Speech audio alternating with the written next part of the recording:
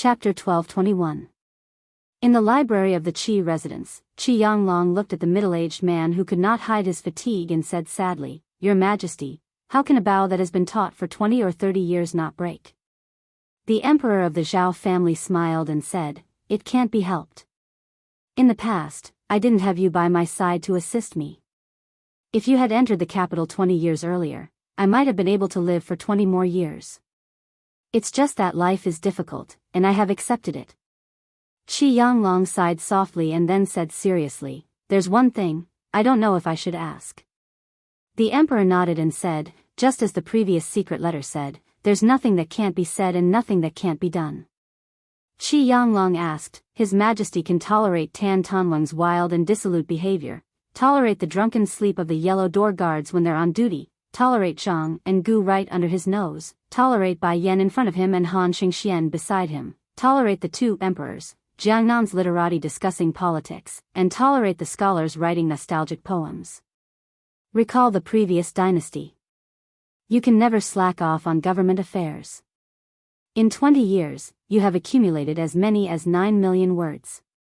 Why can't you tolerate a vassal king who lives in a corner and has no intention of rebelling?" The emperor said bitterly, "Mister, you know the answer. Are you afraid that I will make things difficult for Northern Liang?" Qi Yanglong did not speak.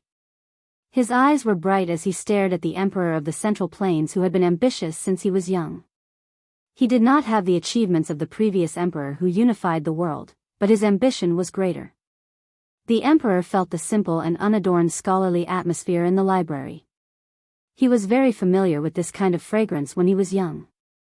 He often tore apart books and played with his brother, Zhao Heng, who was the closest to him.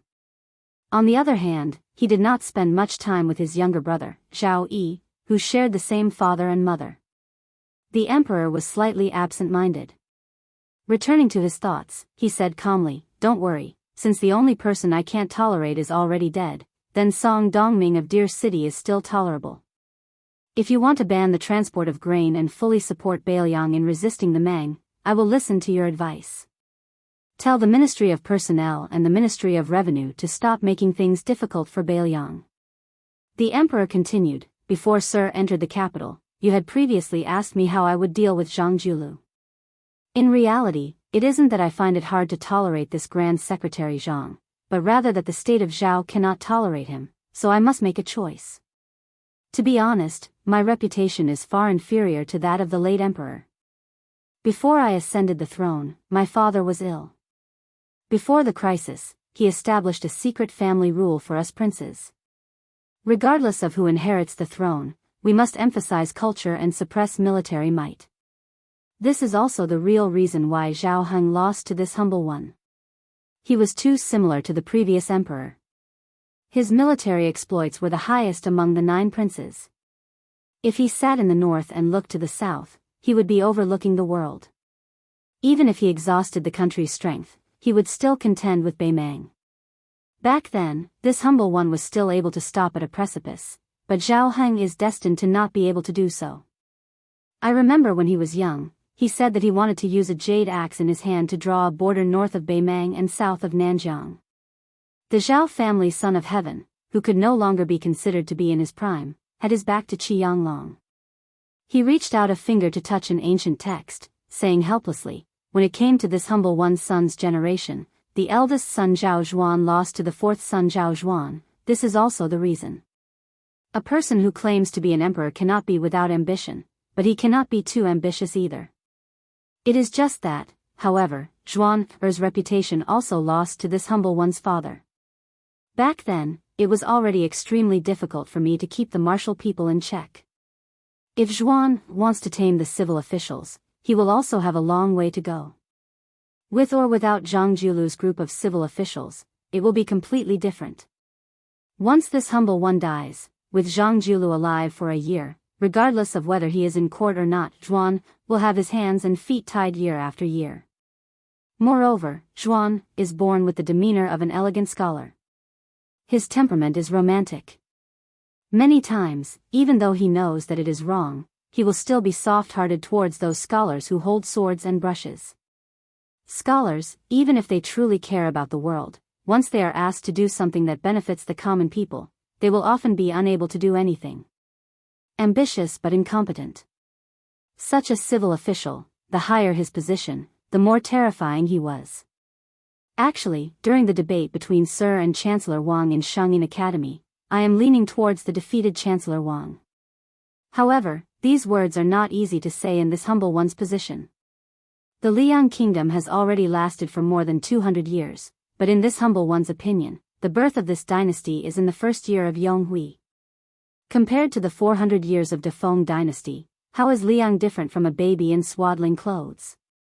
Zhuan is far from being able to sit back and relax as a prodigal emperor. This humble one naturally knows that there has never been a dynasty that has been passed down for thousands of generations. There will be a day when the world will no longer have the surname Zhao, and the top of the genealogy list will also change to another surname. The descendants of the Zhao family will have both good and evil posthumous titles in the future. However, this humble one hopes that both good and evil posthumous titles will do. It is always better to have more than less. When this humble one was young, I heard the Grand Tutor, who had yet to be abolished, telling history. When he mentioned the years of each dynasty, he always had a feeling that it was like a scholar taking part in a long or short imperial examination. However, the people taking the examination could be passed down by father and son. If someone's answer was outstanding, he would be favored by God, the main examiner. If someone's answer was muddled, something would be deducted. Adding and subtracting, when there was nothing left to be deducted, then the imperial family of the world would no longer have the qualifications to take part in the imperial examination, and thus a dynasty would come to an end. If we count from the time when Taizu founded Liang, I believe that compared to those ancestors, this humble one's governance is 80 to 90% better. I only lose to a few people, including Taizu, who had great talent and vision, and the previous emperor, who had a thorough understanding of people. As the emperor rambled on, his face glowed with a kind of morbid expression.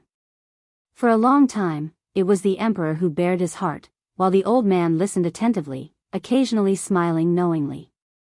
In today's world, only Qi Yanglong could make the emperor of the Zhao family so happy. He suddenly smiled and said, "Sir, your 3 disciples, Sun Ping, Sir Yuan, and Sir Xie, have all wholeheartedly supported Li Yang. It can be said that the 4 of you, master and disciples, have supported half of our dynasty. You can say that your contributions are truly irreplaceable." From the way the emperor of the Zhao family addressed the 3 of them, it could be seen that he was close to Qi Yanglong and his 3 disciples. The time he spent with the scholar Sun Ping was the shortest, but he felt that they could call each other by their names. He addressed Yuan Benshi as Mr. Yuan out of sincere respect, and directly said Xia Feiyu's name, revealing a sense of casualness. Chapter 12:22. The old man waved his hand and said, "Compared to those legendary figures of the spring and autumn period, I, Qi Yanglong, became famous the latest. I'm also recognized as the most stupid scholar. When I was in my 30s, I was still wandering around Jianghu and accomplished nothing. But Zhang Julu and Huan Wen's mentor was already famous all over the world, and there was also that old guy from Gangnam-do who liked to raise cats. When they were in power, I could only watch from afar. I didn't even have the face to visit them. Speaking of my disciples, on the surface, I seem to be the proudest. However, if you really want to compare them, one is Zhang Julu, who has shown his talent, and the other is Huan Wen, who is clumsy. Of these 2, Huan Wen is on the same path as me. In the end, he can't escape the conventions of the secular world. As for my 3 disciples, although each of them can surpass their master in some way, compared to Zhang Julu, other than Sun Ping, who has lived for 20 more years, the other 2 can't compare to him." Qi Yanglong sighed and said, "Zhang Julu is the only guy who can be called a genius of the world alongside Huang Sanjia. Everyone says that he's just a tinkerer from Liang. Hey, I underestimated Green Eyes.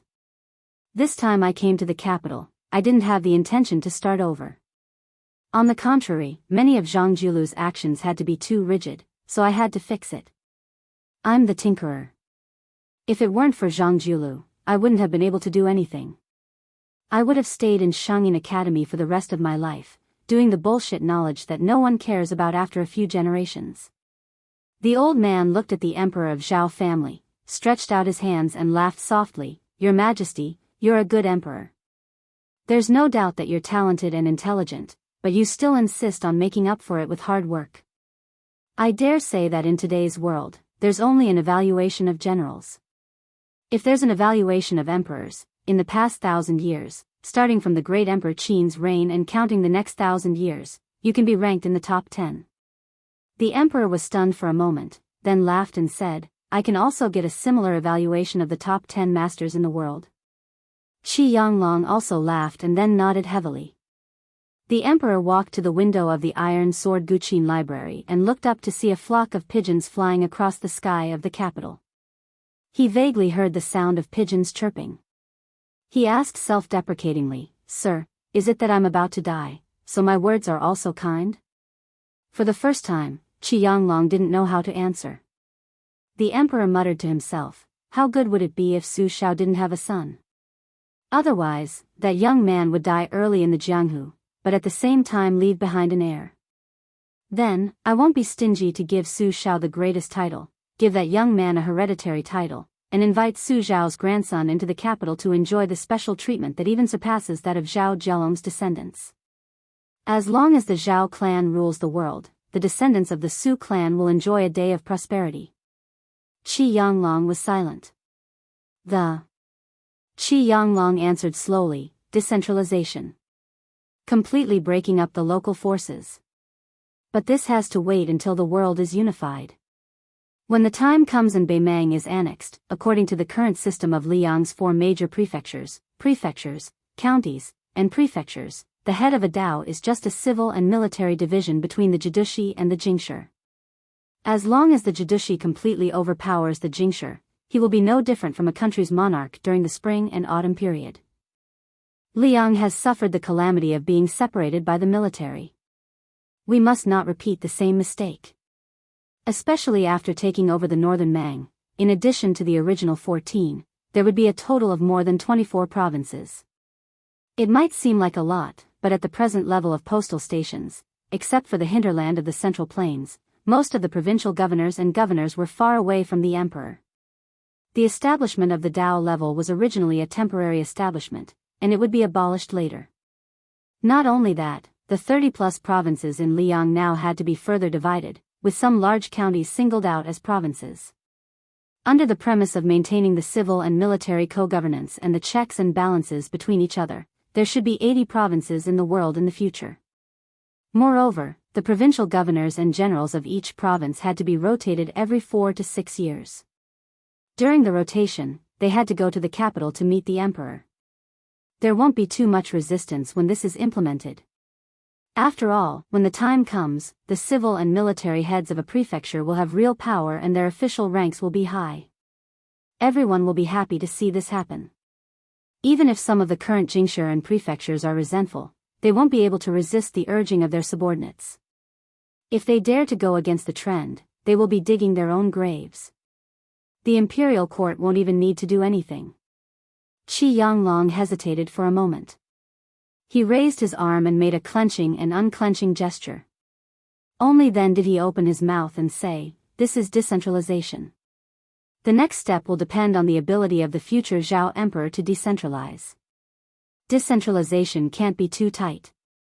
You can't hold on to it and not let go. You can't appoint people by favoritism. You can't think that you'll get it done once and for all. Scholars can debate whether human nature is good or evil. But as an emperor, you have to firmly believe that human nature is easy to change, that greed is hard to satisfy, and that you have to constantly show kindness and severity. But generally speaking, as long as this matter is successful, it won't be difficult for the Zhao family of Liang to remain at the top of the genealogy for another 200 years. As for specific measures, for example, the closer to the border, you can use favoritism and not virtue. The closer you are to the capital, you can use virtue and not favoritism. When you rotate, you must follow this principle. But this kind of thing is ultimately just a minor detail. The emperor listened attentively to the old man's words, not daring to miss a single word. Qi Yanglong seemed to have realized something. He said, "It's inevitable that the world will be divided and united. But if we trace it back to the source, every time the world is in chaos, it's the dynasty that blocks everyone's path to ascension. In fact, it's very simple to be a commoner and an official. That is to let them have a thought in their hearts. With a thought, they will be afraid of death and don't want to die. In the end, as an emperor, no matter how stingy he is, he still has to give everyone a pair of shoes to wear. Don't let the people in the world be barefooted and not afraid of wearing shoes. Because of this, they will have the last thought of daring to pull the emperor down from his horse. On this point, Su Fengnian did very well. From the generals of Bailiang to the civil officials, and then to the commoners, his various actions are to tell the people of Bailiang that I, Su Fengnian, will enjoy the blessings with you and bear the hardships with you. Hearing this, the emperor said softly for no reason, how good would it be if this young man was my son? Back then, it would have been fine if he had been my son-in-law. Qi Yanglong didn't know whether to laugh or cry. He wanted to remind the emperor that there was no such thing as, if, in the world. The emperor looked out of the building in silence and was in a daze for a long time.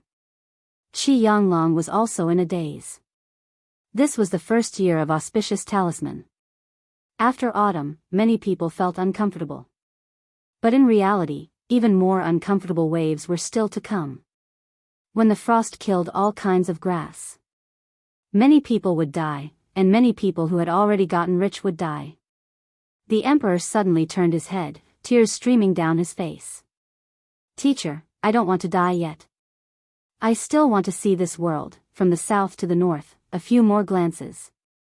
It's good to take a few more glances. Qi Yanglong had nothing to say. He stood on tiptoe and was finally able to pat the shoulder of the tall man who was not wearing the dragon robe today. This scene was comical and sorrowful. Chapter 1223. The tens of thousands of Ji province's old soldiers led by Yang Xinxing were lured into a great trap, setting a bad example for the Liang dynasty that was previously invincible on their way south. Before Chao Zhangqing even made an appearance, they already lost close to 100,000 elites at Guangling Path's borders. This made those spring and autumn period people who had finally managed to integrate into Zhao family's imperial court with great difficulty feel complicated emotions. They were worried about Li Yang's true strength, wondering if they really had the national strength to contend against Northern Mang, and then defeat them in one go. Deep in their hearts, they more or less had an indescribable feeling. Back then, Liang had relied on a large group of generals, including Su Shao, to conquer the world. 20 years later, didn't they still have to suffer defeat in West Chu? As the old saying goes, the river flows east for 30 years and west for 30 years. The Central Plains had been stable for 20 years. It was about time. Could it be that the sky was really going to change? After Yan Zhenxuan's army was completely wiped out, the nominal commander-in-chief of the southern expedition, Lu Xingxiang, was still suffering. Although he had not been reprimanded by the emperor, he still had very little military power. It was difficult for him to leave his tent. He was not even as good as another veteran general who had meritorious service in the spring and autumn period. Among them, the dragon general Su Gong, who had been the pillar of the Gumu Su family, was regrettably defeated and continued to be frozen by the court and the Ministry of War. Probably to compensate this valiant general, there was a rumor in Tai and city that Su Gong was expected to be appointed as assistant minister of the Ministry of War to patrol the two Liao provinces.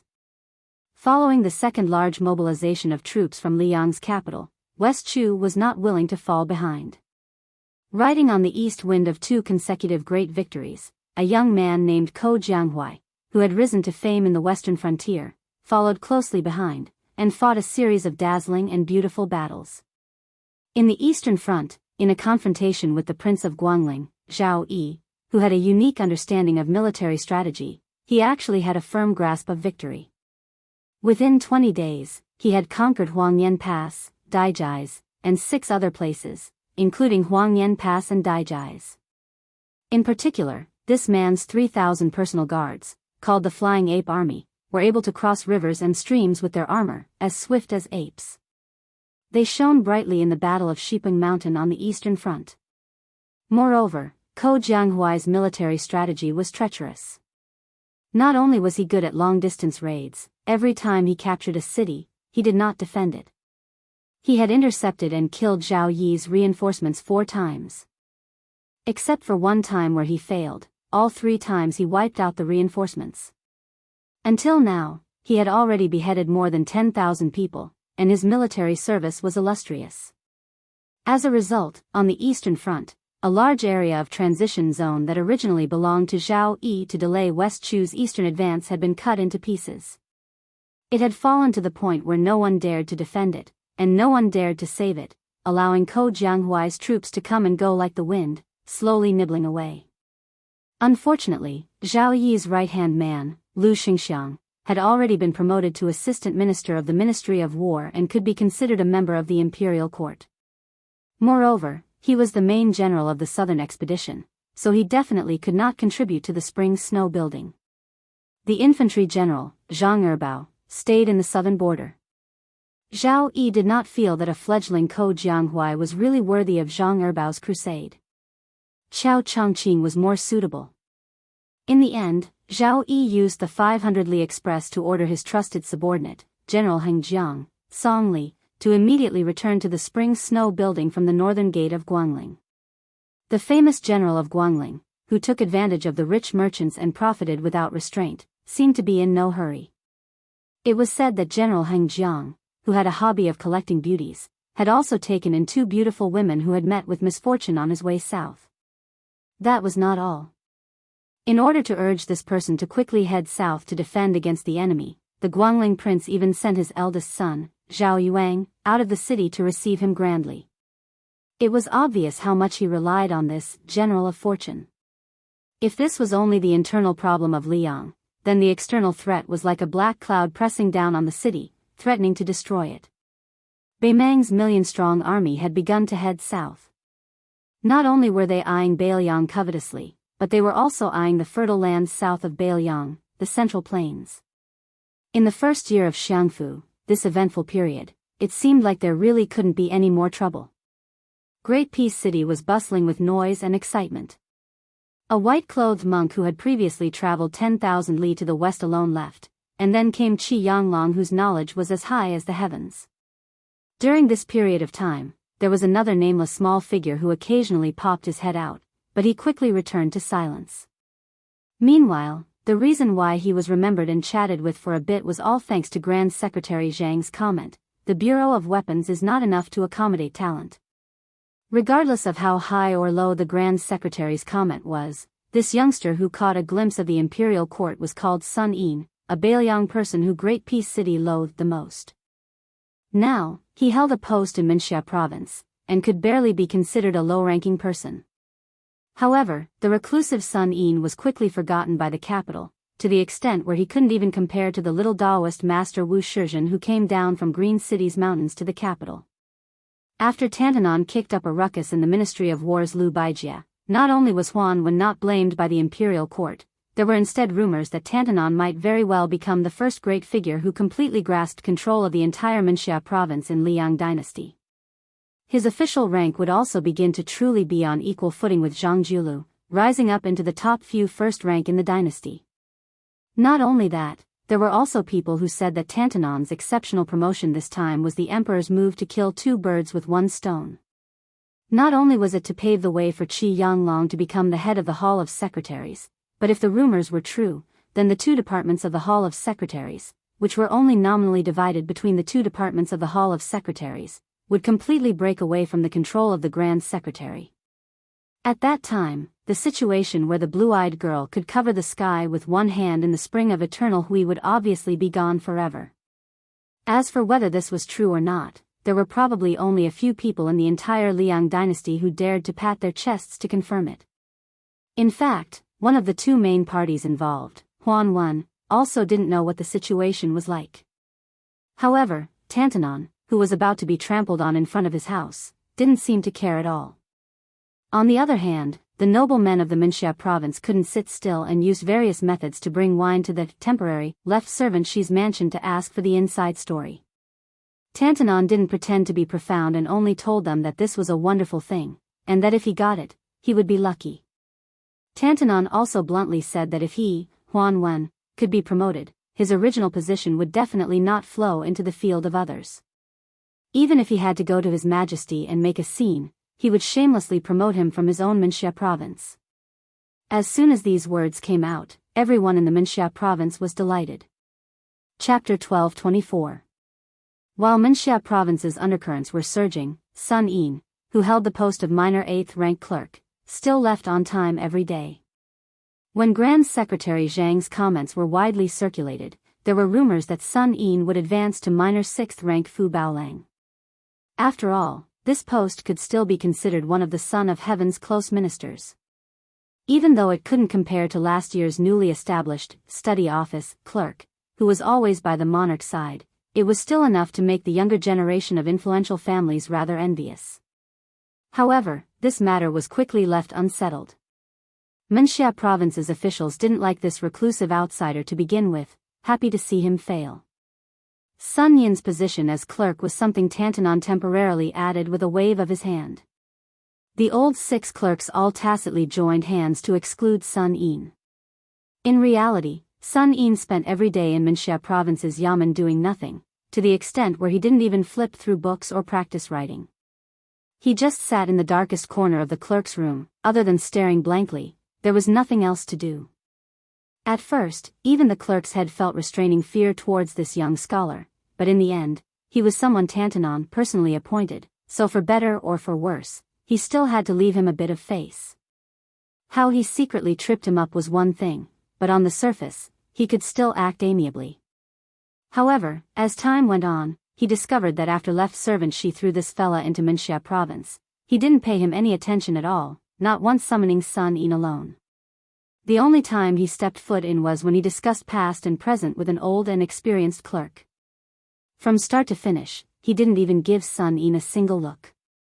As a result, even the last bit of good expression in this yamen was gone. Sun Yin imperceptibly became Minxia province's most leisurely mediocre person, nothing to do, nothing to say, to the extent where he was pitiful to the point where he couldn't make a mistake. Under the autumn rain's dusk, Sun Yin silently walked out of the room, raising his head towards the overcast sky. During this period of time, colleagues occasionally entered and left at his side, but they all turned a blind eye to each other. Then, Sun Yin saw a familiar figure wave towards him. After following, the two walked side by side. When the figures in the distance saw the scene, they were all stupefied. Under the curtain of rain, Tantanon was actually holding an umbrella for a youngster. Yet, that young student who didn't know the immensity of heaven and earth could actually be so calm? Sun Yin opened his mouth and said, "I heard that the Grand Secretary is holding a family banquet today. Is left servant she going to freeload? Aren't you afraid of being rejected?" Huanwen said calmly, "It's Green Eye's business whether or not to see him. It's my business whether or not to go." Sun Yin's brows furrowed tightly. He hesitated for a moment and then said, "Back then, the study in the palace was set up to deal with the Zhang and Gu huts. If there is another head of the secretariat, we will have a falling out." Huanwen smiled and said, "You actually want to say, when the map is unrolled, the dagger will be revealed, right?" Sun Yin nodded. Huanwen didn't continue on this topic. Instead, he asked, "What have you been thinking about recently?" Sun Yin was truly a newborn calf that didn't fear the tiger. He straightforwardly replied, "I want to be Sun Ping first, and then Zhang Julu. Xiangfan City has Lu Su as the king of Jing, and Zhao Sun rode on behalf of Zhao Sun, and his name shook the capital. In my opinion, it's still a prescription for treating headaches and foot pains." Huanwen smiled and said, "Oh?" Sun Yin said calmly, "I have an essay that I've thought of halfway. For the time being, I already have the 8 characters of ascending the throne, ruling the government, managing the household, and patrolling the borders." Huanwen was experienced and ruthless. He had experienced ups and downs in the officialdom for most of his life. Naturally, he could see the farthest reaches. He laughed softly and said, "It seems like you've written something for His Highness the Crown Prince. You want to teach His Highness how to take over the throne, how to sit on the dragon throne and face 2 groups of old officials, how to act as a filial son and a strict father, and how to stabilize the territory." Sun Yin, oh Sun Yin, it's not that I want to take advantage of my seniority, but you're just a poor child who has never been a local official or even touched 100 taels of gold. Aren't you biting off more than you can chew to teach others how to govern the world? That scholar Sun Ping is Qi Yanglong's favorite student, and he's fully learned the art of unhindered travel. And Bai Yan has also been under my teacher's tutelage for many years. You? Sun Yin asked in return, wild carps in rivers and rivers can't jump over the dragon gate? Huan Wen laughed loudly. It's not impossible to wear white in the morning and look green in the evening. After Huan Wen, who was still holding the umbrella, laughed, he sighed emotionally. The good times for scholars have come. Perhaps an article with tens of thousands of words can buy an imperial tutor. At this point, Huan Wen turned to look at the young man from Bailiang and asked curiously, if you're lucky enough to get rid of Sun Ping and Bai Yan, who's next? Sun Yin pointed at himself. Huan Wen curled his lips and forced out 2 words with difficulty. You deserve to be killed. Huan Wen put away the umbrella. The two of them sat in a carriage that had already been prepared and slowly drove toward the street filled with nobles. Tantanon lifted the curtain and looked at the familiar buildings. He muttered to himself, logically speaking, when the tree falls, the monkeys scatter. But when the time comes, it'll definitely surprise everyone. Let's see if the everlasting Hui Spring bamboo that Yin Mao Chun and Wang Xiongui personally promoted by the two of us will immediately change. As they approached the Grand Secretary's residence, Huan Wen said softly, the scholarly sage once said that those who look at the sea find it difficult to see the water, and those who swim in the door of the sage find it difficult to speak.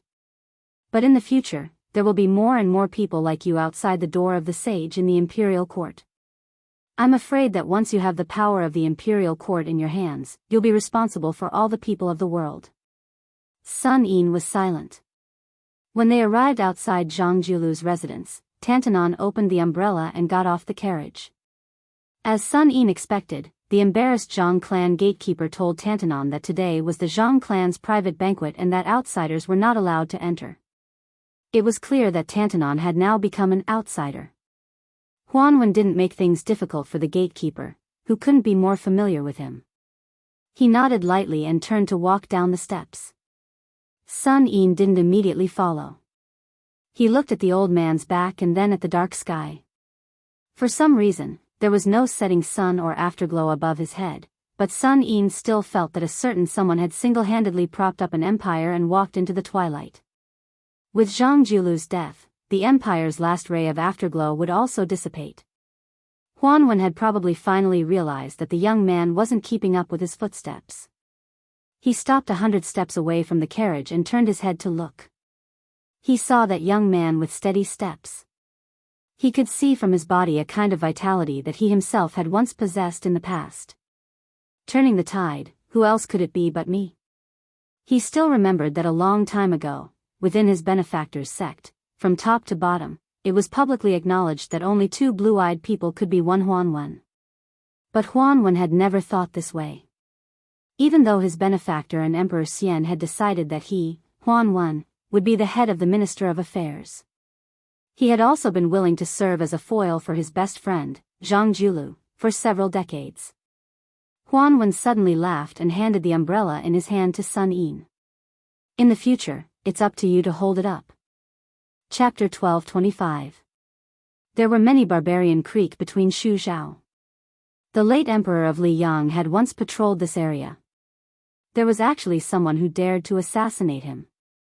What was even more inconceivable was that no matter how hard the spy agency, Zhao Go, searched, they still could not find the assassin. The previous head of the ceremony directorate, Han Xingxian, had also once stayed here alone for several months, but still returned without any results. Now, because of the Imperial Wood case, the territory of the old Nanzhao was in turmoil. Rebels swarmed in, and the chaos caused a sudden increase in refugees.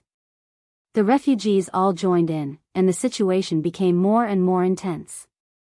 What was worse was that the barbarians, who had been peaceful for many years, were also ready to make trouble. Even the brother of the late emperor, Prince Rui Zhaozi, who had been in charge of Nanzhao for many years, was implicated. The prince's mansion was burned beyond recognition by the volunteer army. It was not until a troop of no more than 60 people quietly infiltrated the miasma that the chaos of gunpowder settled down. As the troop of soldiers continued to advance south, the truth came to light. This was another troop of soldiers with a different surname after Su Shao, under the command of Chen Jibao. The Nanzhao government did not dare to give orders to this troop. They could only secretly report to their superiors. The post was sent to the capital, and after the report reached Great Peace City, it was completely lost. The Southwest Army, who had waited bitterly to no avail, simply turned a blind eye. Fortunately, the 60 or so people did not disturb the people, nor did they have any dealings with the government. Along the way south, with less than 100 people, they exterminated 16 barbarian Creek tribes of various sizes that took advantage of the chaos. Their power was not to be underestimated. In the end, only the Xiaoxi remained, and the Zhou family of Longxi met a tragic end. More than 600 people, including the old, the young, the women, and the children, were all killed. Everyone's corpses were hung on stilts. Especially when it was said that the troops under the jurisdiction of Nanzhao were the direct subordinates of the king of Shu, Chen Jibao, had come to quell the rebellion. Very soon, no one dared to provoke the bad luck. The people of Shu and Zhao hated the poison warrior Li Yishan and the fat pig Lu Qiu'er to the bone. Although at that time, the villain Chen Jibao was only watching coldly from the sidelines, but in the eyes of the people of Shu Zhao who were afraid of being killed, let alone Chen Jibao, who was once the minister of war, as long as they came from the old 3 provinces of Bailiang, they would not dare to provoke them. In these 10 years, even those barbarians of Shu Zhao who did not accept persuasion, even if they caught Bailiang merchants who came to the south to do business, as long as they had an identity card, left their belongings, and did not harm their lives, they were all respectfully sent out of the country. From this, it could be seen how deep the wound that the Su family had cut in the land of Shu Zhao with a cold knife was. In the hundreds of thousands of barren mountains, there were countless Miao villages scattered like stars in the sky. Those Miao people who were involved with the outside world were called mature Miao by the officials, and those who had never appeared in the world were called raw Miao. Both names were full of a condescending derogatory meaning. In the hinterland of the old Nanzhao, a group of people were resting midway. Under their feet was a dirt path that was not commonly seen in the rolling mountains. There were 3 piles of white stones on the side of the path, indicating that there would be a Miao village not far away. This group of people were all wearing armor and carrying crossbows and sabers. The clothes under the armor were tattered, and they all wore sturdy straw sandals woven by themselves. They were all strong. Although they had traveled a long distance, they did not look dispirited at all. Their eyes were especially sharp, like eagles patrolling the mountains. Next to the pile of stones stood a handsome man who looked to be in his early 30s. His aura was calm, and the armor he wore was no different from the soldiers nearby. His saber was the same, and it was impossible to tell his specific identity. However, there was a tall and sturdy man standing next to him. His entire body was covered in a murderous aura, and his appearance was more in line with the identity of a general than the former. Other than the 6 people who took turns acting as temporary scouts to investigate the terrain, there were more than 50 infantrymen near the 2 of them. Even though they seemed to be resting casually, upon closer inspection, there were many rules. 5 people formed a group, and 5 people formed a standard. Regardless of whether they were sitting, squatting, or standing, there was a clear boundary and distance between each group. Logically speaking, these 60 or so people were at most 3 standard commanders and a dozen or so corporals. However, even the commoner who had not seen the world could feel that none of the people here were people who would submit to the position of standard commander. In reality, when they first entered Nanzhao from western Shu, there were a total of 70 people. The lowest official position was a commandant with real power in Shu. There were as many as 20 lieutenants, and as many as 4 generals. These people had different backgrounds and circumstances, but they all had one obvious thing in common. That was, they were all young. The oldest was no older than 40 years old. In this way, the western Shu Dao, which had become a vassal after that villain slaughtered his way out of the capital, could be said to have sent out all the young military officials. Among them, the person with the highest official position was the general of Bazhou, Dian Xiongzhu, who had been the confidant of the new king of Shu for many years. Before he entered Shu, he was a third-rank general in Bailiang. He held the military power of 6,000 iron-footed cavalry. Together with Wei Fucheng, he was the confidant of the then protector general of Bailiang, Chen Jibao. The other three generals were the Ani general Fu Tao, who was stationed at Wenshan, the Zhaolai general Wang Zhuowu, and the Shu prefecture deputy general Huyan Wanbao. The three generals were all around 35 years old. Their titles were not flashy but useless. Fu Tao was the prince consort of the fallen western Shu. Wang Zhuowu was a descendant of the old southern Tang who had moved into Shu. Huyan Wanbao was a native of the barbarian tribe. His brother, Huyan Baobao, was the only fierce general that the western Shu Dao could bring out to compete with Lu Xingxiang.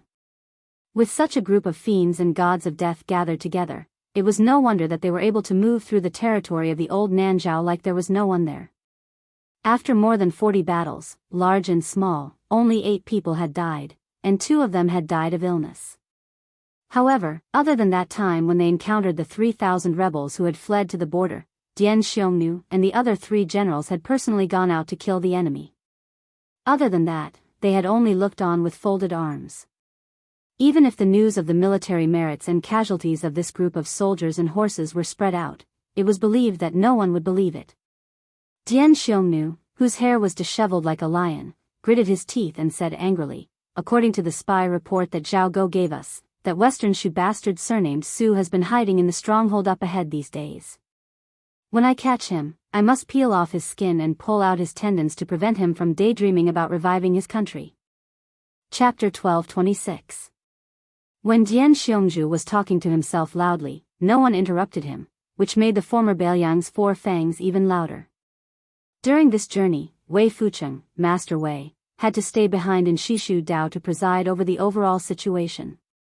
Che Yi, that little northern barbarian, also had to stay behind in the territory to enjoy a comfortable life. Only he, the old minister, had the most difficult life. Clearly, there were people he could kill, but he still had to obediently hold back and not make a move. What was the difference between this and having a little girl take off her clothes and flirt on the bed but not being able to eat? During the march, he had to not touch a drop of wine. It was even more impossible to find a tender and beautiful woman to relieve his lust. Dian Xiongju was about to suffer internal injuries from holding it in. However, even if he was the second-grade general with the most powerful military power in Shishu, even if he was the minister supporting the dragon, who followed the new king of Shu into Shishu, he still did not dare to violate the military order. At this moment, 2 scouts who were not patrolling in the direction of the Miao stockade returned with a boy and a girl. Dian Xiongju's eyes widened. Damn it, where did this pair of children come from? They are too reckless. How could ordinary people wander freely in the land of the barbarian seedlings? However, although Dian Xiongju had always been teased by Wei Fucheng that his head was kicked by a horse when he was young, he was not really stupid. After a few more glances, he could see that the 2 children were not ordinary. The boy was bald and wore a kasaya. Obviously, he should be a monk from the Central Plains. As for the style of the kasaya, Dian Xiongju could not figure it out. Anyway, although it looked shabby, it had the temperament of an eminent monk from a big temple. As for the girl, she was delicate and pretty. Her skin was a little tan due to the wind and the sun, but her eyes were cool and clear. Although Dian Xiongju was addicted to martial arts and killing, he was not a notorious general. In those years in Bailiang, there had never been any cases of bullying men and women. As for how vicious he was to the Baimang barbarians, it did not affect Dian Xiongju's excellent reputation in the border army. In fact, it was impossible for Chen Jibao's subordinates to have such a lawless devil like Lu Qiu. Having said that, even though Dian Xiongzong didn't harm the common people, it didn't mean that he was an easy person to get along with, especially when he met such a pair of strange people in such a remote place. He took a big step forward and was about to ask in a deep voice when the silent handsome man beside him also took a step forward. Dian Xiongzong immediately shut his mouth. The man looked at the boy and girl who he had never met before but knew very well. He was expressionless. The little monk's common name was Wu Nanbei. He was the youngest monk in the 2 Zen temples but had the highest seniority. His master was the white-robed monk who was rumored to be immortal by eating his flesh. His master's master was the world-famous dragon tree monk, the abbot of the 2 Zen temples. As for the little girl, she was called Li East and West. She was the daughter of Li Xiaoxin. There were many daughters of emperors in the world, but it was impossible to find 2 daughters of monks who lived in temples. The little monk Nanbei stood in front of the girls and put his palms together to salute. The man nodded and said calmly, "You two can continue forward, but remember to go around the Miao stockade village in front." The little monk hesitated for a moment and could not help but say, "Since you have the bone of Buddha, I hope you won't kill too many people." The man just smiled and did not say anything. When he raised his arm, the foot soldiers and small squad leaders, who were ready to draw their swords to kill at any time, let go of the hilts and took the initiative to make a path. Wu Nanbei and Li East and West passed through the formation. The latter turned to look at the man out of curiosity. The little monk quickly pulled her sleeve and quickened his pace. After walking for half a mile, Li East and West blinked and asked, "Who is that guy? Is he the leader of the Nanzhao army? Although his armor is ordinary, he looks quite formidable. His subordinates are much stronger than the previous batches of Nanzhao Dao soldiers we encountered before." The little monk shook his head and said, "I don't know, but that man is really powerful." She suddenly smiled brightly and her eyes narrowed into crescents. "How powerful? Is he more powerful than my father? Is he more powerful than Su Fengnian?" The little monk thought for a moment and still shook his head. "I don't know." The little girl rolled her eyes and said, "Stupid Nanbei, if you were in Jianghu, you would definitely be laughed at and called ignorant monk." The little monk laughed mischievously. "Stupid Nanbei, we have an agreement. I will only accompany you to Beiliang to see Su Fengnian. We will leave after seeing him." "Yes. Actually, it doesn't matter if you take a few more glances. Sigh, my mother used to point at a woman who went up the mountain to burn incense just to peek at my father. She said that woman had high cheekbones and could kill her husband without using a knife." "Stupid Nanbei, do you think my cheekbones are high? I have never seriously looked at other women. Do you have high cheekbones? You shouldn't have high cheekbones, right? Tisk tsk, that's right. Last time on the streets of Wuping County, your eyes were about to fall into that woman's chest. How could you care about her face? Amitba. Thing, you've said this more than 80 times. Actually, I just happened to glance at that benefactress, but I really forgot about her after just one glance. It's absolutely true. A monk doesn't lie. The most annoying thing is that you baldies keep repeating Amitba all day long. Stupid Nanbei, let me ask you, before I heard the disciple of the abbot's disciple from our neighbor, the little baldy's disciple of the big baldy's disciple of the old baldy's master, he said that reciting Ksitigarbha Bodhisattva in an instant is better than reciting Ksitigarbha Bodhisattva in 100 tribulations, and reciting Ksitigarbha Bodhisattva in one great tribulation is not as good as reciting Amitba. Hey, I have not become a Buddha yet. I don't know. Then tell me, if someone asks you about this Dharma, what do you think? If that's the case, I will only say what is in my heart. I will say that Amitba is already full of fruit and transcends all positions.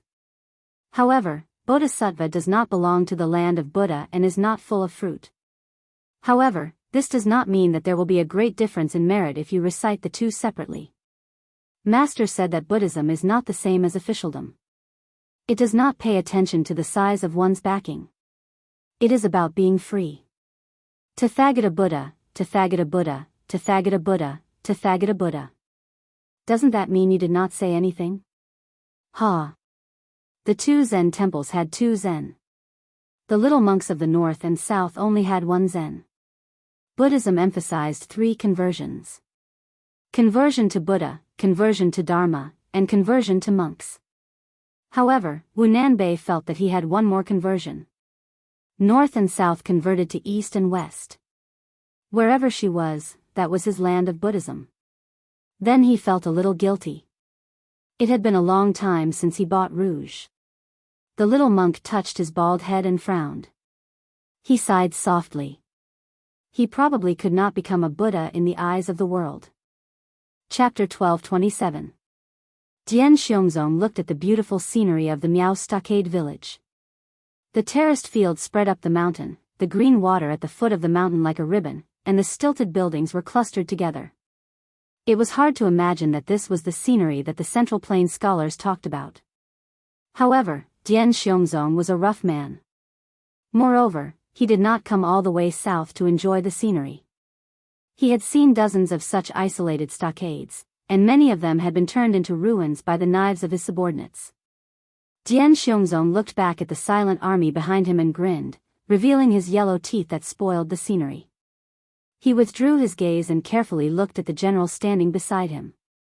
In today's world, there were countless meritorious generals, and there were even more in the Bailiang army. However, in Dian Xiongzong's mind, there were only two people who deserved the title of general. The great general Su Xiao had passed away, and the only one alive was the one beside him. As for Gu Jiantang, Lu Xingxiang, and the others, they were just passable. The old men like Yan Jinshuan and Yang Shenxing were even worse. Dian Xiongzong withdrew his thoughts and did not give orders.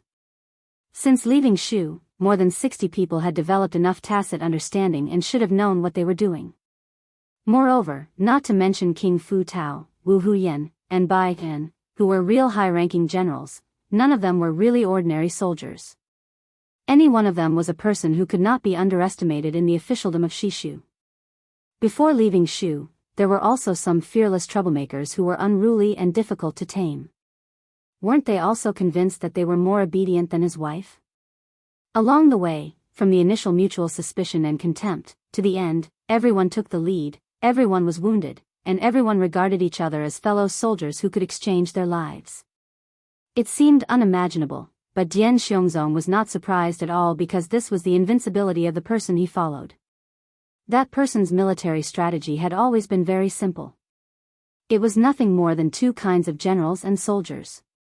He had not been in Shu for long, so he did not go around buying people's hearts and building relationships. He just pulled this group of young and strong generals, who he privately said were not yet terminally ill, to the chaotic territory of the old Nanzhao to harvest people's heads and teach them how to kill people with their own hands. Finally, when they were free, they could figure out how to lead troops to kill people in the future. Dian Xiongzong had followed him for many years. Logically speaking, he understood all the principles. Even if it was a military book that he had personally written, he could still brace himself and recite a few thousand words. However, he was exactly the same as all the direct subordinates under his command. He knew what to do, but he could not do it well. Dian Xiongzong sometimes drank and chatted with Wei Fuzi, who liked to babble on and on about profound and unfathomable words. Over time, Dian Xiongzong was too lazy to think about it. In any case, he only believed in one point. Following the general to break through enemy lines and kill the enemy, his side would only win the battle without any suspense. The difference was only the size of the battle results. Probably sensing that Dian Xiongzong had been staring at him for a long time, that person turned his head and cast a questioning gaze. Dian Xiongzong, who was now the commander-in-chief of the Western Shu army and also the general of Bazhou, chuckled and asked, "General, that boy surnamed Su is, in any case, the dragon son of the previous emperor of Western Shu. He must have masters protecting him at his side. How about letting me make a move to satisfy my cravings?" That person smiled, neither agreeing nor refusing. Dian Xiongzong immediately blushed. He knew that this idea was definitely dashed. Moreover, he did not have the courage to continue pleading. The general had always been like this. The rules he set could not be broken even by the heavenly emperor. During this training, other than the soldiers, and the people like them who had temporarily become pawns, the general himself had never made a move, regardless of whether the battle was good or bad. But then again, if the general was willing to make a move, what could those people do? Thinking of this, Dian Xiongzong's heart was somewhat resentful. Let's not talk about how much of the "number one in the world" title that you snatched from Wang Xianji's hands. Do you really think you can withstand the iron hooves of the Beimang coming south?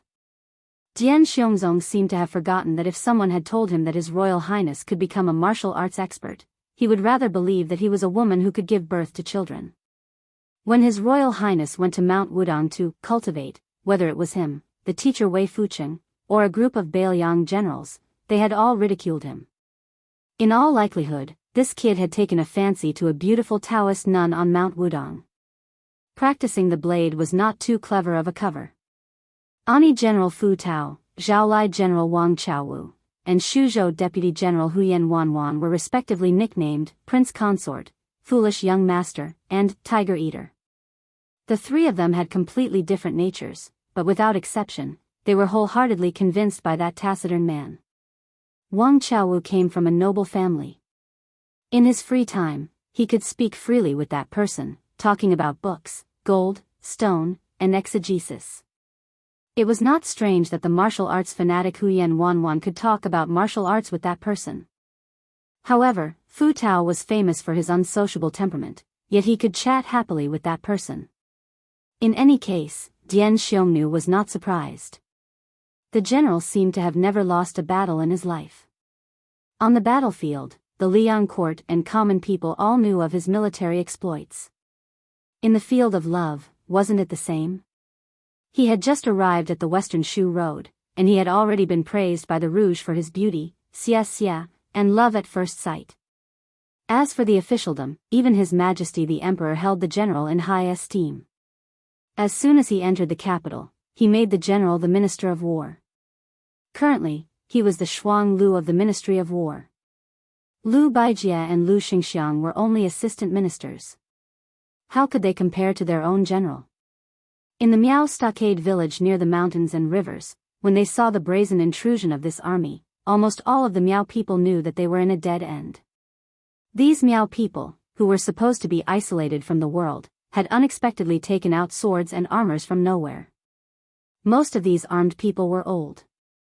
When they were young, it happened that the spring and autumn war happened to put the people of the Central Plains into a terrible situation. Many young children and young women were confused. They did not know why their fathers and husbands suddenly had those shiny weapons. Some white-haired old Miao people even put on rusty armors. If it was not for this unforeseen event, the former would probably never know that this secret was hidden in the stockade. After all, the stockade village was not the kind of military town that was used to seeing the smoke of war and hearing the sound of horse hooves. When faced with the emergence of this group of Western Shu elites, they were completely defenseless. Before they appeared at the foot of the stockade village, some of the Miao people who had just returned from work were shot dead on the spot. The arrows either pierced through their chests or through their skulls. Almost all of them died in a face-to-face confrontation. At most, they could only turn their backs and did not even have the time to take a step back. The most terrifying thing was that these armored soldiers did not speak before and after they killed the Miao people. After they killed the Miao people, the person who fired the crossbow only silently pulled out the arrow from the corpse and put it back into the quiver. In the middle of this, there was a young couple of Miao people who were whispering sweet nothings to each other by the river. The young man was an agile expert in this stockade village. He had once fought with a ferocious tiger with his bare hands. However, when one of the tall armored soldiers raised his crossbow, even though he had a sharp sense of smell and was about to pounce on the Miao woman to avoid the arrow seemed to have been expected. It killed two birds with one stone. It directly pierced through the foreheads of the man and woman, causing them to die together with their love. This group of devils who killed without batting an eyelid began to climb the mountain and enter the stockade village unhurriedly. Chapter 1228. What made the Miao people feel even more chilled was the way these armored soldiers killed. It was a coldness that they had never imagined before. These armored soldiers were like an old farmer who was skilled in farming and harvesting rice. They knew how to use the most effortless method to harvest the rice, not a bit more and not a bit less. In the face of the first batch of Miao people who seemed to have the advantage in terms of numbers, they first used light crossbows to kill. If they were to get close to them, they would draw their swords and kill them cleanly with one stab.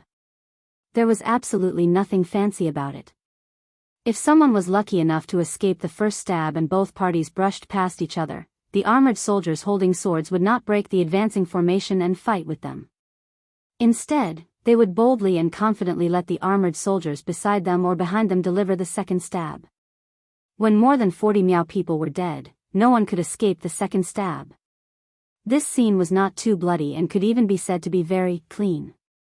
However, it made the second batch of more than 60 Miao people feel as if their guts were about to burst. They stopped at the edge of the lushing field in the stronghold. Behind them were more than 30 Miao people who were relatively weak. After these two batches of Miao men went out to fight the enemy, there were only the elderly, women and children who were destined to wait for death. The armored soldiers holding crossbows and swords slowly entered the lushing field that was paved with cobblestones. The two batches of Miao people were already crowded together. One of them was a white-haired old Miao man who was holding an iron spear. He took a few steps forward. The old man might have traveled the Central Plains when he was young and knew a little of the official language. However, when the old man opened his mouth to speak, a crossbow arrow was directly nailed into his mouth. His entire body was hit by the huge penetrating force and fell backward. After the old man with the crossbow arrow in his mouth fell to the ground, the tip of the well-made crossbow hit the ground. It was like a rice seedling in a paddy field being pulled up by someone. The Miao people were pale. It was not only Jian Xiongzong and the three generals who were indifferent to this. In fact, all of the Shishu military officers, including the armored soldier who shot the crossbow, felt that this kind of killing without hesitation was right and proper. If it was said that each of them had their own conceited arrogance and leadership style before that person was conferred the title of king, but under that person's tepid training, they all understood one thing. Following him in battle, whether it was a battle with a high chance of winning or a low chance of winning, in the end, it was all about killing people. Killing people was not written by literati. There was no need to talk about beautiful words or colorful brocade. It had to be concise and practical. Conciseness was under the premise of ensuring practicality and effectiveness. In order to save the physical strength of each soldier, the entire military force would be raised to the extreme bit by bit. In this way, the situation would be as stable as a rock. In a battle where they might lose, they could slowly recover from the disadvantage. In a battle where they were sure to win, they would be in an invincible position from the beginning. In this trip to the south, that person could not be said to have spoken, let alone have any actions of teaching. There were only a few words at the beginning of the Shu War, but it was more and more memorable. I will let you all understand what a general and a military officer should do and should not do. In the future, you all will let your subordinates know what to do and what not to do in a battle. In less than 5 years, give me 200,000 soldiers in Shishu, and I will give all of you a name that will go down in history. Now, the proud and arrogant prince consort Fu Tao believed, the scholarly general Wang Chaowu believed, the valiant general Huyan Shui believed, and all of the military officers who accompanied him believed. Because at this time, the person who was looking up at a stilted building high up in the sky was that person. In the place where he was looking, behind the railing of the stilted building in the Miao village, which was nicknamed Beauty's Leaning, there was clearly no one there. But behind the door and window, there was a young man wearing clothes different from the Miao people's through a gap in the window, staring at the man who, coincidentally, looked up. The young man was not that old. Sweat seeped out of his forehead, his lips trembled, and he muttered to himself, even if Mount Tai collapses in front of me, my expression will not change. For him, it was too much to hope for. After he passed through Beimang and Shishu all the way from Beiliang and Shishu to Nanzhao, he often had the feeling that it was a lifetime ago. Occasionally, when he opened his eyes in the morning and was half awake, he would still feel that he was lying on the hard little bed in his home in Beimang. Even though he had confirmed that he was the crown prince of Shishu who was in a foreign land, the son of the emperor who was shakily kneeled and choked with sobs when they met, it was difficult for him to treat the so-called Shu kingdom as his own country and as his home. This unremarkable young man's real name was Su Ying. His father was the emperor of Shu. His uncle was the famous Shishu sword emperor who guarded the gates of the country to his death. However, in the end, he only felt that calling himself Su was a bit easier to say, and also a bit more relaxed and comfortable. He was just a small figure who spent his days wandering around that small city in northern Mang, daydreaming that even he himself felt was comical. So after he came to Nanzhao with her, other than reluctantly socializing with those old nobles who were unreachable a decade ago, he liked to take her outside to relax and breathe. She, who was blind, never refused. She carried the Guqin and walked the Jianghu with him, the Jianghu in his heart. He said that he wanted to be a hero the most in his life. She said yes. Then she personally helped him buy a peerless sword that a hero should have. She helped him dress up like a son of an aristocratic family. She taught him how to speak when he was doing justice and how to pretend to be an expert. She would be the demoness who killed people like scything flax, and he would be the hero who defeated the demon. The two of them carefully acted out 4 or 5 plays in Nanzhao. She killed a total of more than 200 people who should have died, and he made a grand appearance under the gazes of many. He either appeared floating on stage while reciting an ancient poem or stood under a tall building and under the moon. The final result, without exception, was the blind demoness who carried the Guqin and made the Yamen and the legendary demons of Jianghu feel their scalps tingle. Under the fierce attacks of the hero that made bystanders feel all kinds of indescribable mysteries, she fled pathetically and lingered at death's door. Afterwards, he would always meet her secretly and hide with her. He would tell her, who could not see anything in the world, which famous Jianghu master among the bystanders had been struck dumb, and which young heroines had been struck dumb by the sight of it.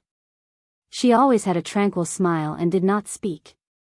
Su Su looked at the man who seemed to have sensed where she was standing and said in a trembling voice, "I know, even if you are about to enter the realm of celestial phenomenon, you can't beat him."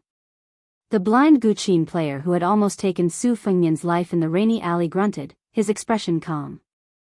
Su Su turned her head and looked at him. She smiled bitterly and said, "They are definitely coming for me. My life is worth it anyway, it's not a loss. No matter how they find me, there is no meaning in talking about this. You can go." Shui Songguan still grunted. Then she moved away, pushed open the door and walked out. At this moment, Su Su felt a little sad.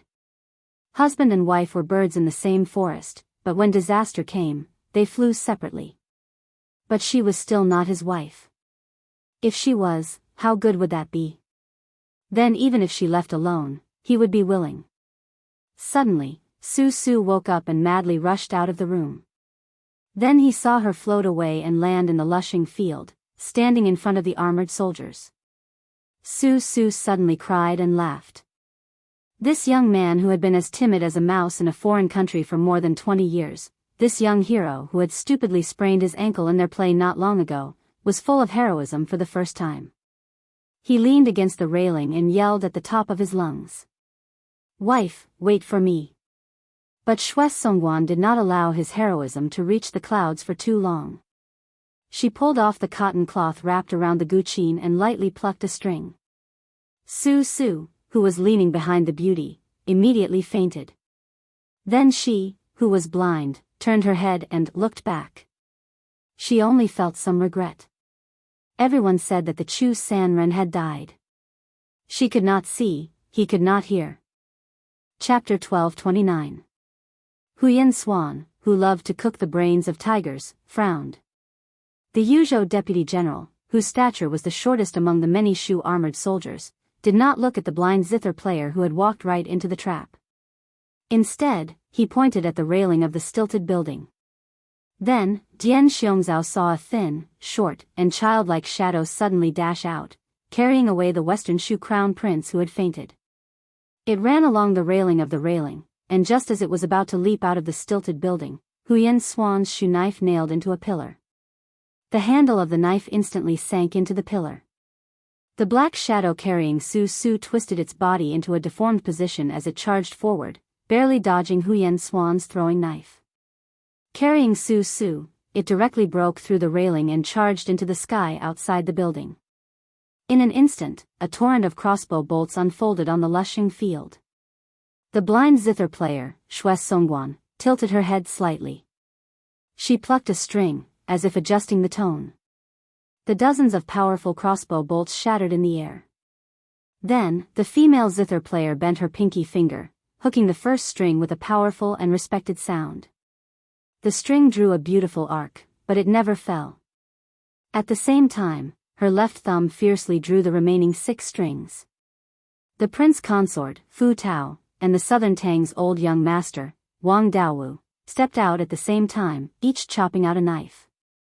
Countless fine cracks appeared on the knife's edge. Xue Songguan still had her head lowered. Her bent fingers suddenly straightened, and the taut string arc immediately bounced back. The female zither player's right hand retracted and shook her sleeve. She slapped down on all the surface of the string. The entire cobblestone lushing field, with her as the center, began to rapidly crack outwards.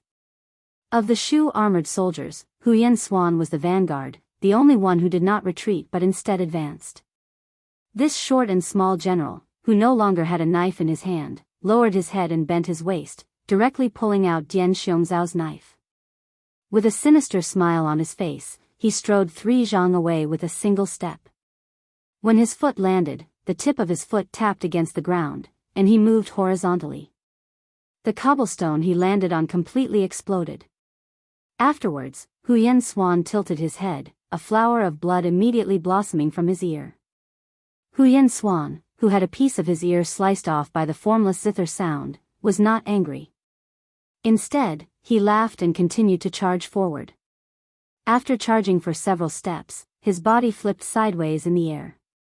Behind him, about 50 zhang away, Dian Xiongzao extended his palm. It was as if he had snapped a zither string. The disorderly broken string still left several marks on his armor. Dian Xiongzao did not pay attention to the bloodstains on his palm. His eyes stared at the young and blind zither player, clicking his tongue in wonder. It was impossible for every general to be a match for tens of thousands of people, nor did it need to be so.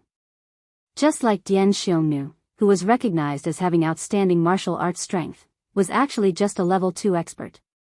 Even if his ability to command an army was not taken into account, in terms of breaking through enemy lines, perhaps all the level 2 experts in Jianghu were not as lethal as Dian Xiongnu. After all, in Jianghu, there were few absurd scenes of people ganging up on each other. However, breaking through enemy lines and killing enemies was different. It required a warrior's ability to listen carefully and observe all directions. However, there were also outliers among the generals in the army. Su Longxiang, who had made a name for himself in the Battle of Beimang, was one of them. Chen Jibao, Yuan Zuozong, and other famous generals from the spring and autumn period were one of them. Huyen Mon and the temporarily unknown young man Che Yi were also one of them. Especially the last 2. Everything was ready except for the east wind. What they lacked was a huge battlefield enough for them to perform on the stage. In the Liang imperial court, in terms of seniority, it was as difficult as ascending to the sky to stand out. One could only rely on one's endurance. The woman whose appearance could only be considered delicate and pretty did indeed have the style of a grandmaster who could hold back 10,000 men. Even when facing these arrogant and valiant generals who had the advantage in numbers, from beginning to end, she had a calm and indifferent expression. Even when Huyen Mon's blade was less than 3 zhang away from her, she still did not show the slightest bit of impatience. She did not even raise her head to look at Huyen Mon. She held the zither in one hand and opened her other hand, palm facing upwards, reaching under the zither strings. Her thumb and middle finger clasped the inner and outer strings, as if she was holding water with one hand. Her voice was light and her face carried a slight smile as she said, "A spoonful of water contains the taste of the sea, a flower blooms into heaven and earth." The tip of Huyen Mon's blade was only 3 inches away from the zither. When the blind zither player gently released 2 fingers, as if he did not dare to be greedy and continue fighting, his body suddenly stopped. However, it was still too late. Huyen Mon's refined armor instantly turned into fine powder. This valiant general was bathed in blood. At this moment, from the corner of his eye, he glimpsed the scene of the stilted building in the distance. Gritting his teeth, he gripped his blade with both hands. With an angry shout, he rushed towards the blind woman. Xue Songguan turned around. For the first time, her entire person radiated with the decisive demeanor of someone who was willing to risk their life for another. However, her target was not Huyen Mon, who was similarly staking everything on a single throw, but the man who was floating and blocking Su Su's path. From the beginning to the end, this man did not pay any attention to her. In a flash, he stood on the roof of a slightly lower stilted building, coincidentally blocking the black shadow and Su Su's path of retreat. Shue Songguan allowed Huyan Mon's blade to strike her shoulder. Her 10 fingers pressed down on the zither strings, and the roof beneath the man's feet collapsed with a loud bang. The sound of the zither was silent, but the man did not move at all. Shue Songguan quietly sighed. She extended a finger and broke a zither string. She gently flicked it towards the man. Huyan Mon, who had been ignored to the side, angrily drew his blade and scolded, "Bitch, you dare to look down on your master Huyan." Shue Songguan, who had broken a zither string with her own hands, broke the remaining 5 strings in succession. She used the power of each string to block the 5 sharp blades that Huyan Mon sent out from behind her. However, no matter how confident Shue Songguan was in front of Shu generals like Huyan and Fushi, the difference between her and that man's realm was like the difference between her and Dian Xiong, Fu Tao, and the other generals. There was an insurmountable gap between them. Her fingers pressed on the last string of the zither, wanting to break it. The man stood in the air. He grabbed Su Su's shoulder with one hand and strangled the black shadow's neck with the other. This was the first time the latter had appeared in the world. He was an old dwarf who weighed no more than 60 jin. Shue Songguan did not dare to break the strings anymore. The moment she broke the strings, Su Su and the old senior man she would die. Chapter 1230. The next moment, the man returned to the corridor and gently put down Su Su and the old man. He did not seem to want to kill them. Shue Songguan was puzzled. She leaped up and stepped on the roofs of the bamboo buildings with her zither in hand. She stood on the other side of the fence and faced the man. However, Shue Songguan knew very well that this was a futile effort. Even if there were 3 of her, she would not be a match for this man.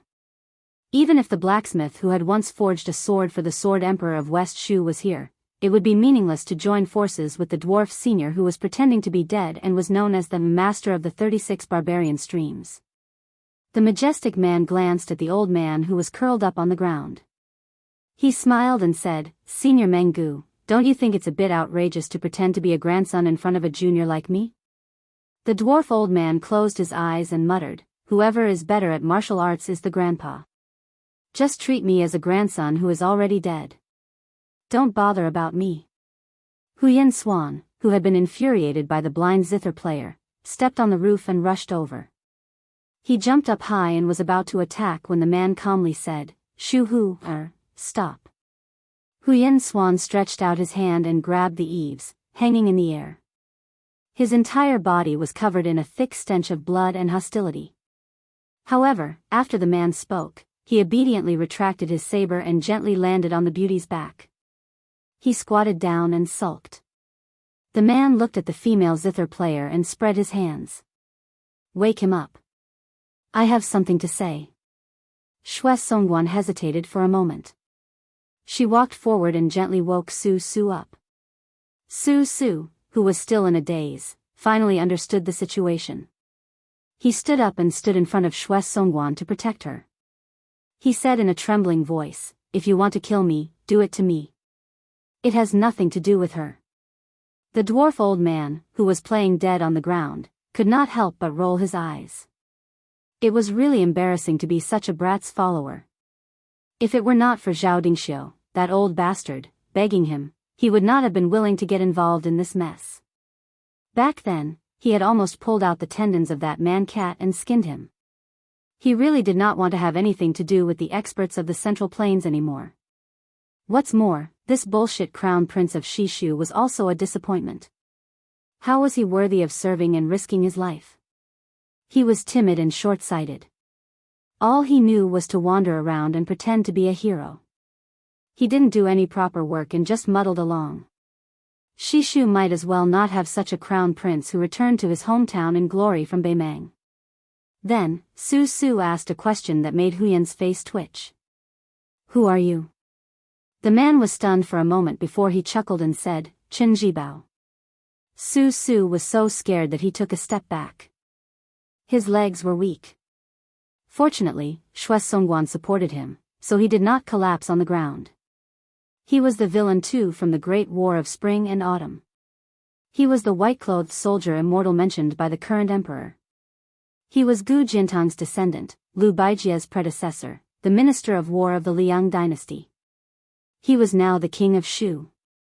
Chen Jibao turned to look at the foot of the mountain and said indifferently, "The reason why I didn't kill you, Su Su, is because I want to do business with Zhao Dingxiu. This business was originally done with you by Bailiang, but after I was conferred the title of king of Shishu, I cut off the connection between you two. Bailiang is now at most sending you some money secretly. Don't even think about passing through the Shu border. Since Bailiang broke the promise first, you can't be blamed for breaking the promise later. Moreover, your life is in my hands. This old man Zhao would not hesitate to do this business if he was here." Su Su gathered his courage and asked, "You mean to say that you want us to abandon Su Fengnian and start a rebellion in Nanzhao according to your wishes?" Speaking until here, Su Su sneered and said, "Bah, it's true that my martial arts are not good, but I'm not an ungrateful person." The dwarf old man whose life was hanging by a thread was so angry that he jumped up and gave this idiot a slap. Then, he continued to lie on the ground with his limbs in the air. He did not forget to say angrily, "If you want to die, then die. Don't implicate your grandpa Meng Gu." Chen Jibao chuckled and said, "Ungrateful?" Su Su did not know where his courage came from. He straightened his neck and said with a red face, "I don't like Su Fengnian, and I don't like people like you even more." Chen Jibao did not argue with him. He said to himself, "In this world, there are differences between public and private affairs. Just like these Miao people sheltering you, the crown prince of a fallen country, because they were indebted to this old man Zhao for not killing them. This is an eye for an eye. Thinking about it, before they die, they still owe you, Su Su." Chen Jibao ordered, "Chu Hu, go and kill them. Kill them all." Huyen Swan carried his knife and left. Soon, the Miao stockade village was filled with cries and blood splattered everywhere. Chen Jibao did not look at Su Su who was gritting his teeth. He asked, "As long as you say to stop, I can make them stop." Su Su was in a dilemma. He closed his eyes and did not dare to look at the Miao people who were drinking with him yesterday. Now, they were lying in a pool of blood. The young and strong Miao people in the stockade were almost all dead. Next would be the defenseless women and the elderly. Su Su turned his head and looked at Xue Songguan in a daze. He asked helplessly, "Will the headmaster agree?" The blind female zither player wanted to say something but stopped. Su Su lowered his head and said sadly, "Yes, as long as we can restore the country, the headmaster will definitely agree." Chen Jibao said calmly, "I promise you, in the future, you can call yourself a king in other places except for Shishu." Su Su sobbed, "What does this have to do with me? I have never thought about restoring the country. I have never thought about those unreachable dynasties." Chen Jibao laughed, "Unreachable? Because of your mistake, another 37 Miao people have died, and the number of deaths will continue to increase. If you, Su Su, are a useless person who does not care about great kindness and righteousness, then you don't even care about small kindness and righteousness." Su Su raised his head and roared, "Stop!" Chen Jibao smiled and was indifferent. Su Su rushed to Chen Jibao with red eyes. He raised his fist and punched, "I asked you to stop, did you hear me?" Without Chen Jibao making a move, Su Su flew out and was caught in Xue Songguan's arms. Chen Jibao raised his arm and the killing in the village stopped. Chen Jibao narrowed his eyes and looked into the distance.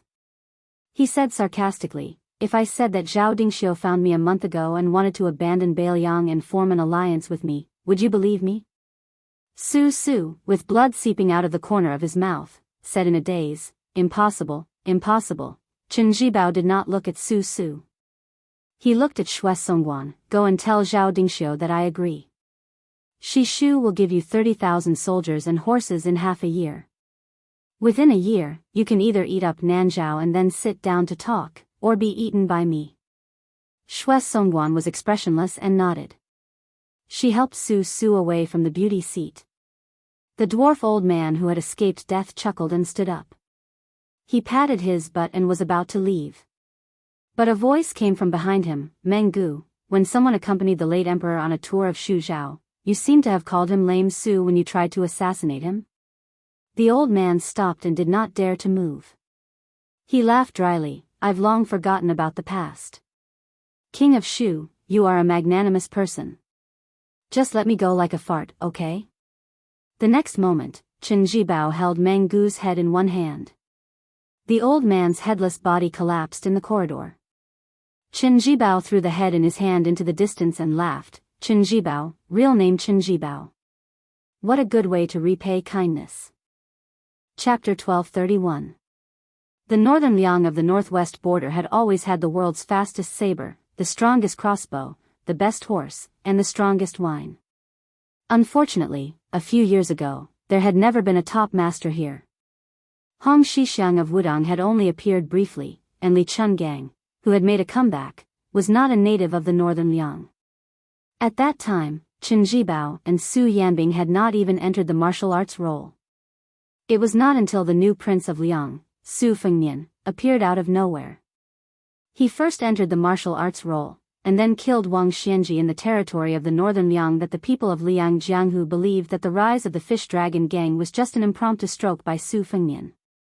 As Su Fengnian showed his outstanding strength in Liang, the Beiliang Frontier Army and the Liang Temple changed the most. It was not the Beiliang Frontier Army or the Liang Temple, but the people in Liangzhou who had personally experienced His Royal Highness's debauchery. For example, the brothels where he had drunk wine, the shops where he had rewarded money, and even the fortune-tellers who dared to call themselves eminent monks when they shaved their heads and called themselves Taoist masters when they put on Taoist robes. They all swore that they had seen the new Prince of Liang's talent. Especially the brothels where they had received Su Fengnian and Li Hanlin. They couldn't wait to worship the chairs in the rooms where His Royal Highness had slept in.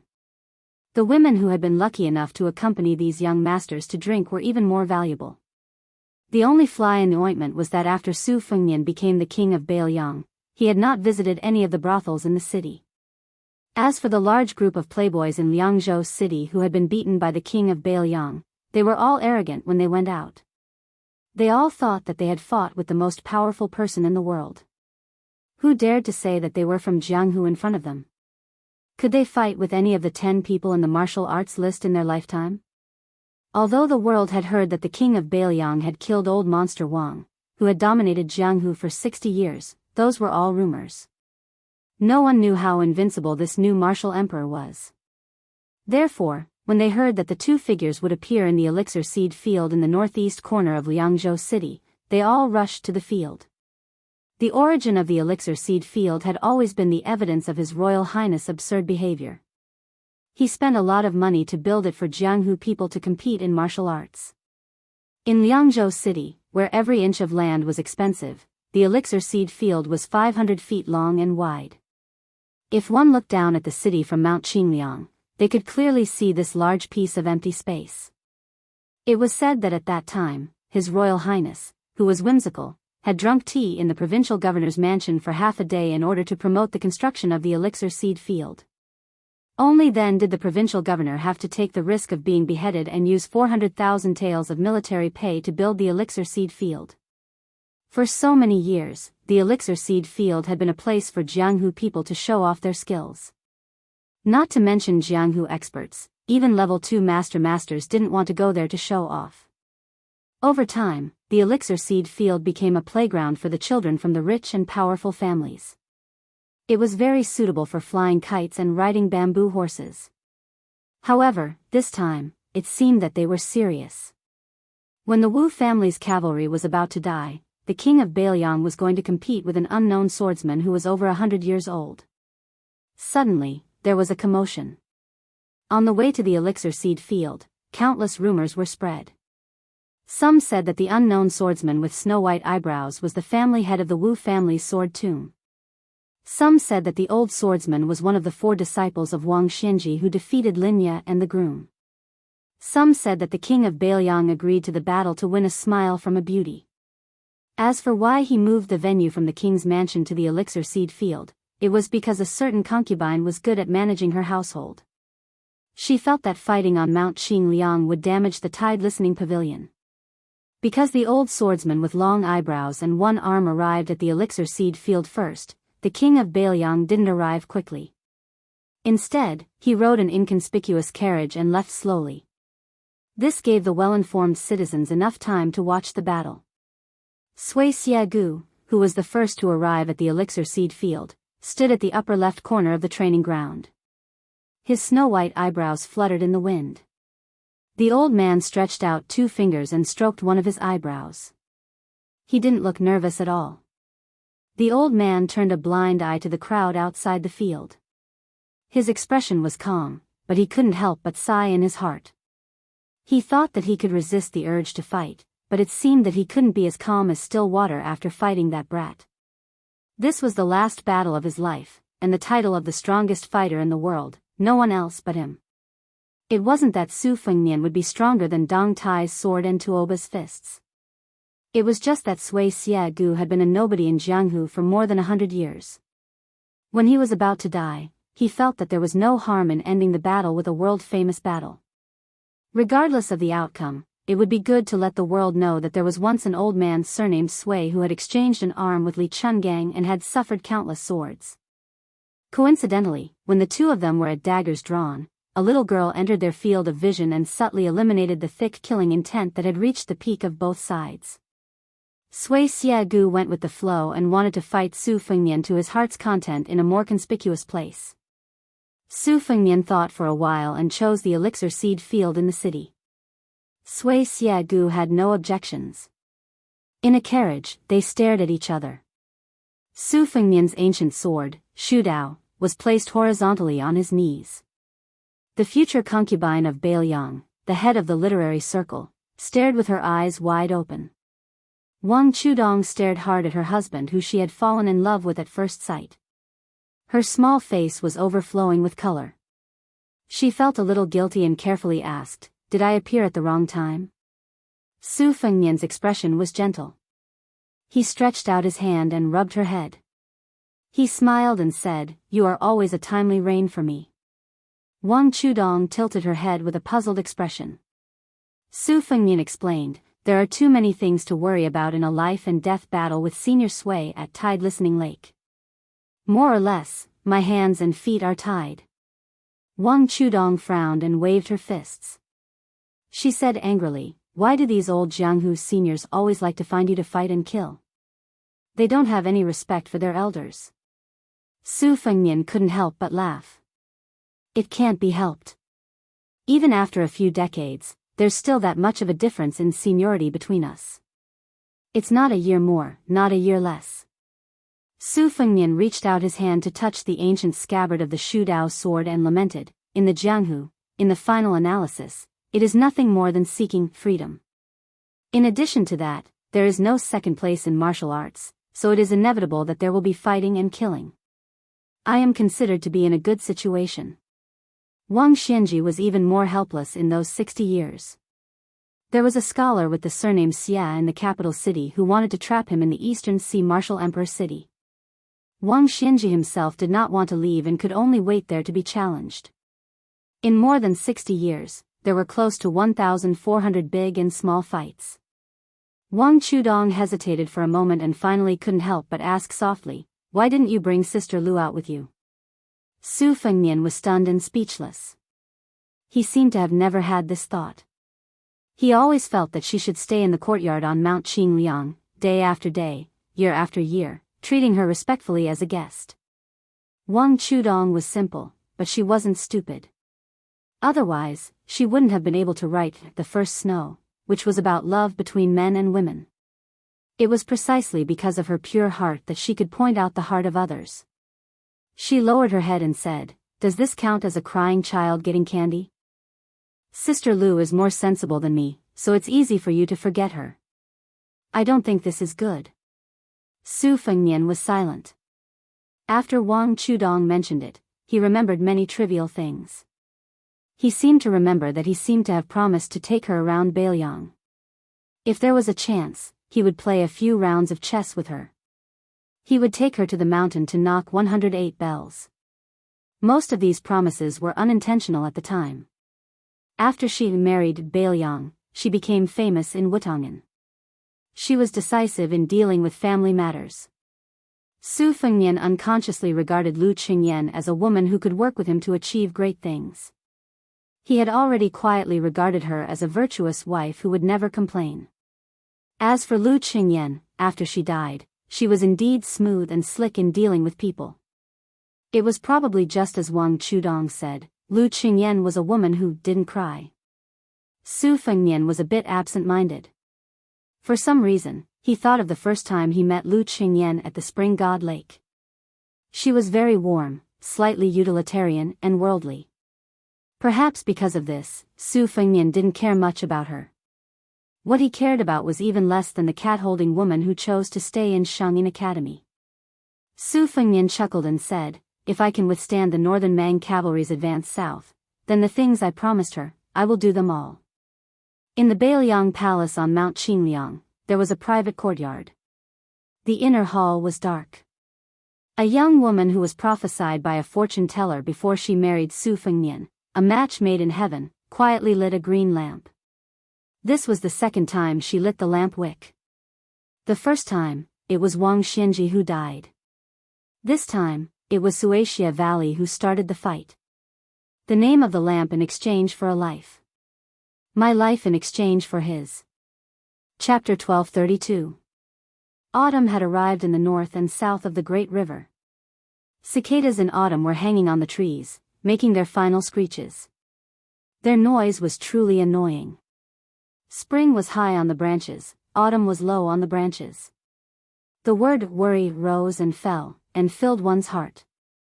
In the late autumn of the first year of Xiangfu, the smoke of war once again rose in the central plains, causing many old people who had experienced the war of the spring and autumn period to tremble with fear. Especially the Guangling Road, whose territory was second only to the southern border, the flames of war continued without any signs of extinguishing. In the history of Liang officials, Dechu became West Chu, Divine Phoenix City was renamed Dingding City, and now those historians had even thought of a new wording, West Chu was changed to later Chu. Even if the Liang imperial court, which had become the rightful ruler of the world, did not start the war unsuccessfully, they still did not think that this group of ghosts, who should have gone with the wind along with the spring and autumn period, could really achieve great things.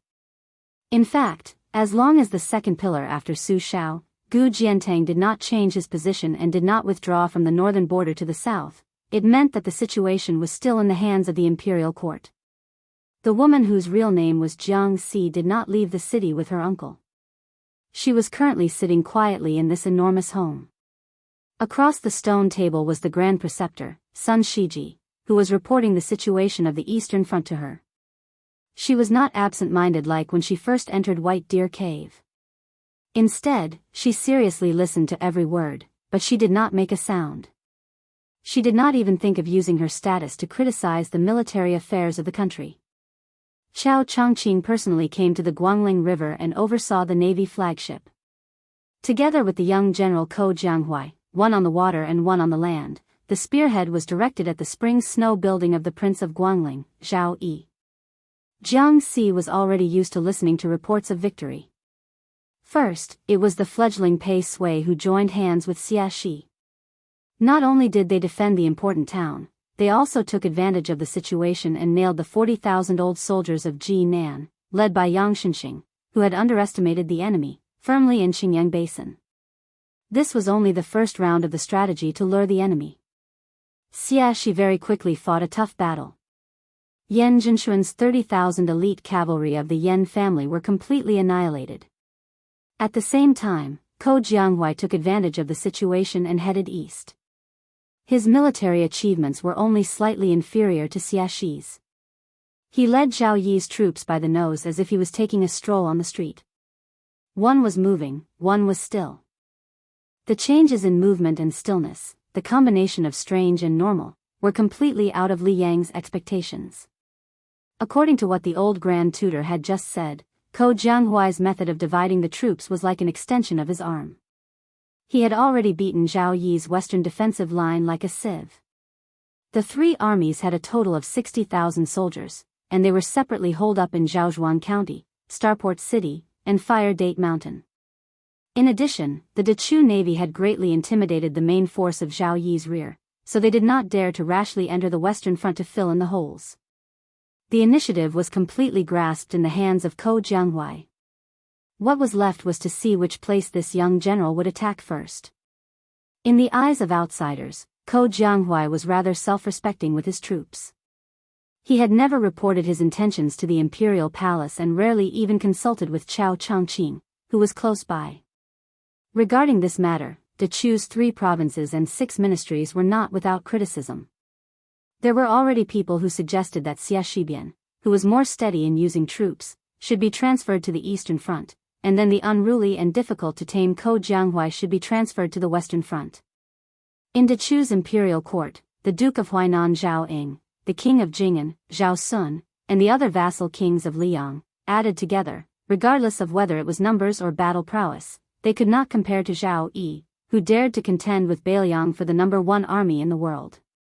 For this reason, the old man of the Ko family, trembling with fear, took the initiative to come to the imperial palace 2 days ago to present a bramble and ask for punishment. Jiang and I had no choice but to placate him with kind words. She clearly remembered that old imperial tutor's son was clearly an old friend of the Ko family, yet he still fiercely beat the nearly 80-year-old old man of the Ko family to the side. At that time, Jiang and I watched the back of the old man kneeling on the ground after he stood up and turned around, soaked in sweat. She then thought of the imperial court, where even she could see that some of the officials of the 3 provinces and 6 ministries were already beginning to struggle for power. Without her uncle by her side to act as her backbone, she immediately felt a strong sense of powerlessness. The old Grand Preceptor, who seemed to be in good spirits, drank a mouthful of tea to quench his thirst. After he put down the cup, he smiled and said, "This old official knows a little about military affairs, so I don't dare to recklessly guess Ko Jianghua's next move. However, this old official thinks that as long as we can defeat any one of the 3 prefectures in Zhuangzhuang County, Zhao Yi's lucky general, Song Li, will definitely be hard-pressed from the very beginning." Sun Shiji thought for a moment, dipped his finger into the tea, and tapped 3 points on the stone table. "At the beginning of summer, old Ko brought Ko Jianghua to visit us and listened to this young man's opinions. They were all things that had never been mentioned or written in the ancient books. He said that in the future, wars would gradually be inclined to be fought in the wild, and the share of sieges and strongholds would gradually decrease. In short, war is about slowly expanding the overall situation of a country, and nothing more than the essence of the 3 words, point, line, and surface. Ko Jianghua said that he valued the line more than anyone else, and that his troops and horses would definitely be the best at rapid transfer and long-distance raids. In this way, even if the overall strength of his side was inferior to the enemy's, at certain critical moments, he would be able to bully the enemy with numbers. He would not fight for meaningless victories, but only seek to defeat the enemy's single large number of elite troops and horses. The old Grand Preceptor was in a good mood. He said, at first, this old official thought that Ko Jianghua, who had made a name for himself in the Shangyin Academy, was bullying this old official and showing off his knowledge on paper. Now that I think about it carefully, I think that Ko Jianghua is indeed confident." Sun Shiji smiled and said, "I heard that the Spring Snow Building has already issued a death order to Lu Luya at the Fire Date Mountain of the Wushou Fortress. Once the Fire Date is lost, all the generals above the rank of commandant will have to obediently bring their heads to Zhao Yi even if they manage to escape alive." Chapter 1233. At this point, the old man seemed to have thought of something. He sighed, "I also remember something Xie Shibian said. Attacking and defending the enemy is actually attacking the heart. It depends on who can grasp the mentality and the general situation. This makes me have no choice but to mention that Chen Jibao. This person is known as the white-clothed war saint because, other than being skilled at the pinnacle of generals and soldiers, he especially likes to analyze other people's thoughts. In this way, Xie Shibian and Ko Jianghua are like Chen Jibao's brilliant disciples, each with their own strengths. Of course, as the war progresses, their potential will be excavated even more. As for how high they can reach, it will largely depend on whether or not the civil officials who participate in the court assembly every day drag them down." A eunuch quickly walked into the courtyard and bent over to hand over a 600 li urgent military intelligence report. Then, he bowed and retreated. From beginning to end, he didn't say a word, nor did he show any elaborate etiquette. Sun Shiji, who was used to this, opened the report and saw that it was sent by Chao Changqing. The old man's face was beaming with joy. He looked at the princess and said with a face full of joy, "This Ko Jianghuai is determined to show his strength to this old official who has been gossiping. In addition to Changqing's words, I reckon that in the short term, no one will dare to say anything in the court assembly. Your Highness, look, Song Li clearly wants to take a risk and use the red ditch in front of Fire Date Mountain as bait. He wants to catch Ko Jianghuai, this big fish that appears and disappears like a ghost. At the same time, he wants to use his personal army to go around Red Date Mountain. I think this general would never have thought that Ko Jianghuai would take the bait." However, Song Li still didn't have the opportunity to raise his rod. In 3 hours, Ko Jianghuai only used 3 hours to completely wipe out the 4,000 people at Red Ditch. After eating the bait with lightning speed, he quickly retreated 80 li. By the time Song Li, whose marching speed was fast enough, arrived at Red Ditch, it would already be too late. Sun Shiji laughed heartily. It's not that this is a big battle, but it's really satisfying to see Song Li suffer as soon as he takes office. This is no different from adding fuel to the fire for spring snow building. As for Ko Jianghuai, it was killing 3 birds with 1 stone. He suppressed Song Li's arrogance and took down Red Gutter's forces. At the same time, he also made us speechless. It was no wonder that Changqing added a sentence in the spy report: the eastern line belongs to Ko, the northern line belongs to Xie. The two of them can deploy troops and do as they please. Do as you please. Jiang and I asked softly, isn't the commander of the southern expedition, Lu Xingxiang, a famous general from the spring and autumn period? There was also the dragon general Su Gong, who was also praised by uncle for being both intelligent and courageous. Why didn't Li Yang use any of them? Moreover, we have Xie Shibian and Ko Jianghuai on our side. Doesn't the enemy camp have such young generals? The old man restrained his smile and patiently said, this is like the Chinese chess that Huang Sanjia invented. On our side, Dechu's generals and soldiers are clearly spaced apart. They each have their own duties. Those who should break the enemy lines break the enemy lines, and those who should lead the troops lead the troops. However, on the other side of the border, in the Liang imperial court, the Zhao family's Wang is known to have all the talents in the world. The Zhao family's son has too many people that he can use, and they are densely packed together. For example, Lu Xingxiang is at the border, but in front of him, there are Yang Shenxing and Yan Zhenshuan, and then there are the veteran generals from the spring and autumn period. It's not his turn to be the vanguard. As for that Su Gong, his position in the Liang imperial court is even lower than Lu Xingxiang's. He's not an official from the capital, nor is he a veteran general. If he wants to lead an army, he first needs to carve out a path of blood in his own camp. Jiang and I sighed. Listening to the waves of cicadas, she was unable to disguise her annoyance. The old man smiled. He raised his head to look at the evergreen trees that were still green and gloomy in autumn. Then he stood and casually said something before leaving. The sound of cicadas adds to one's worries. Of course, it's worry that one's intestines are broken. Jiang and I was in a daze and muttered to herself. She didn't want to admit that compared to the home she was in, the only home in the world that could compare to the imperial palace in Great and City, she would often think of that small house on the mountain that belonged to her alone. The summer was hot and the winter was cold. The hard little bed, the mended window, and always silently looked at each other with the tattered quilt of her fellow sufferers. During those years there was not a single word of flattery, only cold words from the odd job workers and maidservants. However, that malice was displayed on everyone's face. She could see and recognize it. Although she hated it, she never felt uncertain in her heart. She didn't need to think about the scheming behind those respectful and solemn faces like now. She didn't need to shoulder the burden on her own shoulders. Occasionally, she would return to the thatched cottage on Wudong Mountain in her dreams. She would dream that she was taking care of the small vegetable garden that was always full of green. She would dream that she was squatting in the vegetable garden and carefully counting the harvest with her fingers. After she was able to fly on the sword, she had seen too many spectacular scenes in the world.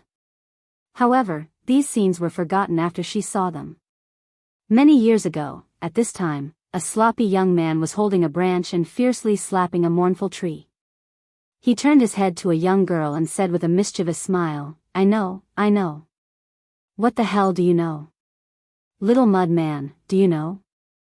At this time, Jiang and I subconsciously blurted out, just like in the past. What the hell do I know? At that time, the young man held his belly with one hand and pointed at her with the other hand with the branch. He smiled and said, Little mud man, you know me. If I can't find a wife in the future, you can make up the number. Attend the Shanghai Book Fair signing in the afternoon of the 18th of this month. Location, Shanghai Exhibition Center, number 1000 Yen and Middle Road, Shanghai. Chapter 1234. Qi Shen stood by the window and looked at the beautiful woman who was sitting cross-legged and discussing Tao with infatuated eyes. In the chaos of war, the country's misfortune led to the rise of learning. The Shangyin Academy temporarily accepted many scholars who had fled from the Guangling path across the river. The number of Jixia scholars immediately reached close to 10,000, and for the first time, the number of Jishang scholars broke through 600. This number was even more exaggerated than when the academy was at its peak in the Great Qin and Great Feng dynasties. In this time of war, the academy was like a pure land in the human world. There were no sounds of war, and the teachers still taught and the students listened. Right now, teacher Jishang in the room by the window was one of the most popular scholars in the academy in recent years. Every time he taught the study of rhythm, rhyme, and rhythm, the room would be packed with people, regardless of whether it was winter or summer. If there were no seats in the room, they could just stand outside the window. For example, Qi Shen was surrounded by many students who were either listening to the lecture or looking at the person. Qi Shen was the eldest grandson of the Qi family after all, and he was also a famous figure in Shangyin Academy. When he came outside the window, many students who were close to him had no choice but to quietly give up their seats. Qi Shen looked at this plump and beautiful woman who even many of the younger generation had to respectfully address as Master Fish. For some reason, he thought back to last year's midwinter evening, when that white-haired youngster whose name Qi Shen didn't know paid a private visit to the academy's Buddha's Palm Lake, the two of them having an undercurrent of conflict. Qi Shen didn't have the chance to draw that exquisite sword from his waist, one of the 12 famed swords of Dong Yue's sword pool. Afterwards, when he gradually guessed that person's identity, as well as that fellow's various deeds that spread through the academy, Qi Shen had a period of time where he felt disheartened. However, he soon pulled himself together. As Northern Mang's army of 1,000,000 pressed into the northwest, as well as the banner with the character, Jiang, raised high above Guangling Road, Qi Shen became more and more complacent. In the past, his grades in the academy had always been outstanding, second only to Su Weisheng, second only to Ko Jianghuai, second only to Ko Jianghuai in the study of the sword. Since Ko Jianghuai could make a name for himself, Qi Shen's family background and knowledge didn't lose to Ko Jianghuai's, so why would he have to worry about not being able to seize the opportunity to rise up in this chaotic world, becoming the person who revived his family? Inside the room, the woman who was narrating the musical principles of the past dynasties wore a stone-green robe wrapped in a light red brocade, and a jade belt tied around her waist. Although she was sitting cross-legged, one could still clearly see her graceful figure. From head to toe, her charm was like flowing spring water, breathtaking and never tiring of looking at her 100 times. Beside her was a small incense burner. It was unique, using goose pear to steam agarwood incense. It was both smokeless and refreshing. The room was filled with mist. As teacher Ji Shang, she was able to sit alone under the wall, as if she had fallen into the clouds and mist. She was absent-minded like a goddess. Hanging from the wall were a dozen or so scrolls that had yet to be opened. Beside her stood a little girl with pigtails. In Shangyin Academy, she was the leader of the children. Her nickname was Little Wooden Fish. Her parents were both teachers of the academy. They had once been illustrious nobles of northern Han. However, during the chaotic times of the spring and autumn period, their family of 3 lived in poverty. Little Wooden Fish's father could be considered half a disciple of Grand Chancellor Wang, who had betrayed the academy. For some unknown reason, he did not follow Grand Chancellor Wang to Bailiang. Instead, he gave up the glory, splendor, and wealth that was at his fingertips. He continued to be an embarrassed teacher in the academy, depressed and unable to achieve his goals. This was probably the so-called contentment of poverty and happiness. Qi Shens was different from those students who had ulterior motives. He was truly listening attentively to Master Yu's teachings and explanations. This summer, she had engraved a book, The Rime of the Golden Lotus, which had received praise from Grand Chancellor Qi, who had not yet left the mountain and entered the capital. He personally wrote a preface for the book, which was sold out on the same day. This book was divided into 2 volumes. In total, there were no more than 36 words, yet it was all-encompassing. Many of the sentences had already spread throughout the academy.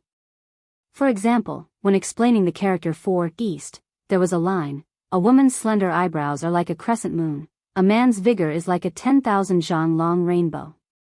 When explaining the character for Loyalty, there was a line, "Emperor Qin's great military uniform is bestowed with the 3-foot sword of peace." However, what made Qi Shens's grandfather sigh with emotion the most was when explaining the character for Jiang, 1,000 mountains against 10,000 rivers, one's homeland against another. Furthermore, Master Yu's original exegesis, primary school, had sorted out the changes in musical temperament since the Sanskrit of the western regions had entered the Central Plains. His grandfather originally had some objections to his grandson, whom he had high hopes for, being unable to let go of a downtrodden woman. Recently, he had loosened up a bit. He still did not agree, but he also did not object. Inside the room, Master Yu was explaining the military war songs of various dynasties and generations. The goat-horned girl was in charge of opening the scrolls. Each scroll had a vigorous or sorrowful lyric written on it. Only 2 armies in the current era had received this honor. One was the Beimang South Courtyard's Dong Army, led by King Dongjua. The other was the Bailiang Frontier Army's Bailiang Song. Qi Shens could clearly feel Master Yu's joy and depression when she was explaining the Bailiang Song. Qi Shens had been traveling among flowers for many years without being attached to a single leaf. How could he not understand the principle that it was easy to pick up when one's love was shallow, but difficult to let go when one's love was deep? However, Qi Shens did not think that the woman he loved was really hopelessly in love with the young man who had visited the school. Otherwise, why didn't she follow him back to Bailiang? Why did she stay alone in the Shangyin Academy? As the lesson was coming to an end, a fat white cat appeared out of nowhere. It was as popular as its owner in the Shangyin Academy. Although it was charmingly naive, it was actually very cunning. Many of Mr. Jishang's meals were taken away by it. Lu Zhen, who was teaching Wang Ba at the school, had a big white crane. He loved it so much that he even nicknamed it Crane Wife. However, in the past half a year, the white cat had scratched off many feathers. Lu Zhen had cried to Master Yu many times because of this. In the end, he had no choice but to give up the plum forest and move to the most remote place in the Shangyin Academy. Only then was he able to escape from the claws of the white cat, Wu Meinyang. The white cat pounced into Master Yu's embrace, causing all of the scholars to silently drool. Those who were brave didn't look sideways, their minds swaying, while those who were timid quietly shifted their gazes, afraid that they would blush. Everyone knew that Master Yu's mother was the sword attendant of the late emperor of West Chu. Her sword dance was one of the 4 masters of the Dechu dynasty. It was as famous as Yi Baikui's art of war, Li Qin's chess skills, and Wang Qing's poetry. It was said that Master Yu had inherited her mother's sword dance. Moreover, the scholars were not blind. They all knew that Master Yu was not only knowledgeable, but also that her chest, which she had been deliberately hiding and suppressing, was even more impressive. If they could see her sword dance, it would be worth it even if they lost 10 years of their life. When the lesson ended, whether they were sitting in the room or standing outside the window, the scholars, including Qi Shens, all bowed respectfully. Master Yu bowed her head slightly in return and then had the scholars leave the room first. She put down the white cat, Wu Meinyang, who had been sleeping lazily in her arms, and helped the goat-horned girl put away the scrolls hanging on the wall. At this time, Qi Shens went against the flow and came into the room. He quietly watched her stand on tiptoe to pick up the scrolls. When she stretched her waist and raised her arms, he followed her line of sight. Her waist was extremely slender because of the jade belt, and some parts of her body were extremely full.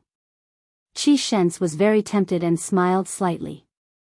Scholars did not like flatness when looking at mountains, and it was even more so when admiring women. She, who had already used her real name, Yu Xuanji, did not pay attention to Qi Shens. She lowered her head to look at the little wooden fish who had volunteered to carry the large pile of scrolls. She rubbed the little girl's head and smiled gently. "Can you carry it?" This goat-horned girl, who was more competitive than boys among her peers, nodded vigorously. She glanced out of the corner of her eye at Qi Shens, the first young master of the Qi family, who she had always disliked. She pouted at Sister Yu, then rolled her eyes and ran out of the room. She, who had used the name Yu Yue in Bailiang, looked at Qi Shens with an indifferent expression and asked, "What is it?" Qi Shens smiled and said, "Just saying goodbye before leaving." Yu Yue made an "oh" sound and did not say anything else. Clearly, she meant that their relationship was normal. If he wanted to leave, she would not ask him to stay or send him off. Qi Shens hesitated and did not have the intention to turn and leave. Instead, he sat behind the short yellow rosewood table that could be seen everywhere in Shangyin Academy, like a student asking for guidance from his teacher. It was undeniable that this future patriarch of the Qi family was romantic and elegant.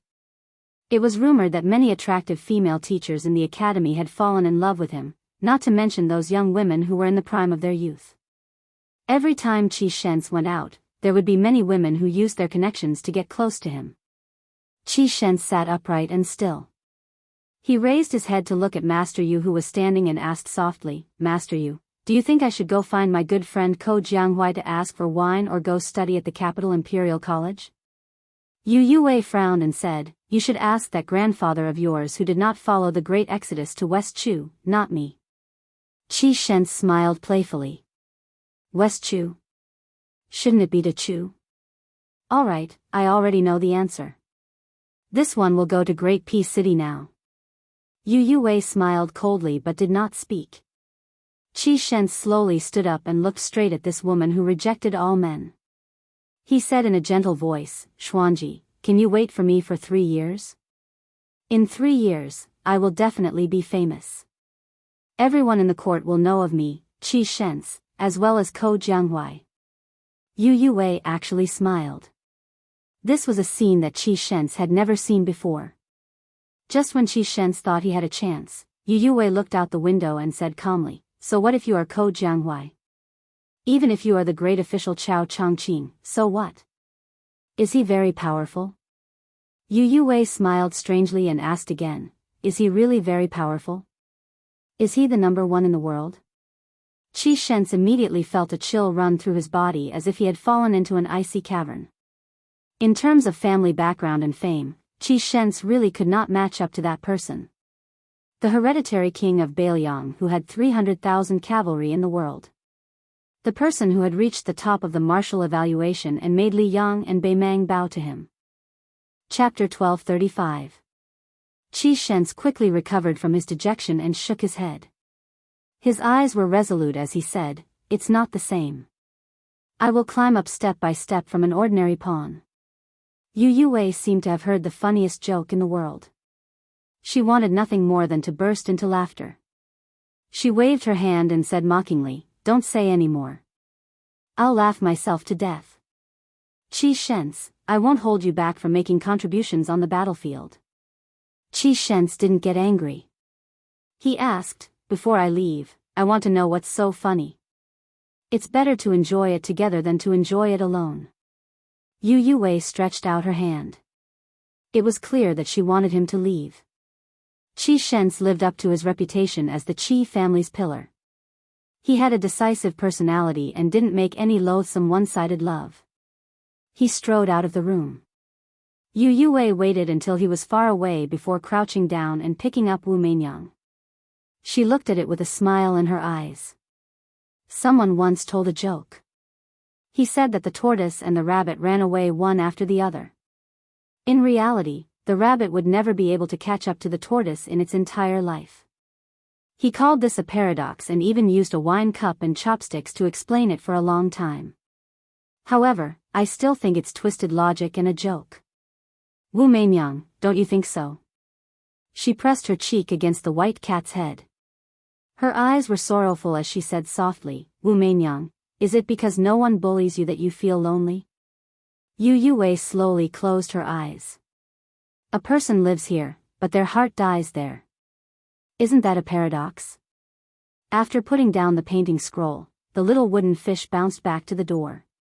When it saw Yu Yue crouching on the ground with a face full of tears, it immediately flew into a rage. It quickly ran over to Yu Yue and crouched down.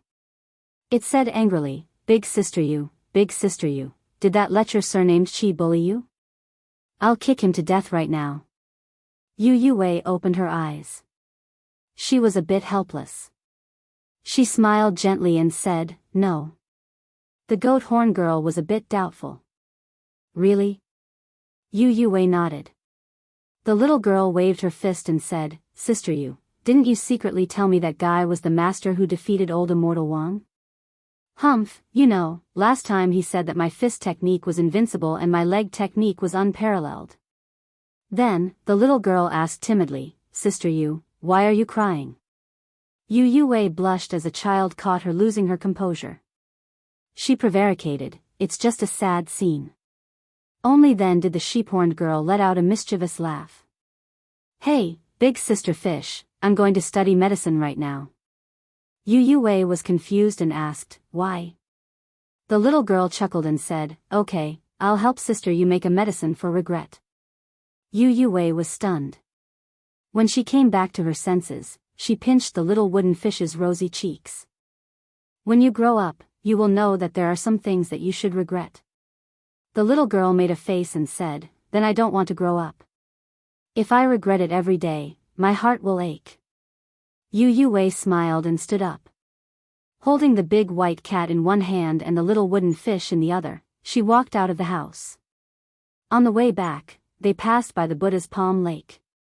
The little wooden fish couldn't help but click her tongue. The snowman that the white-haired brother made last time was really, really big.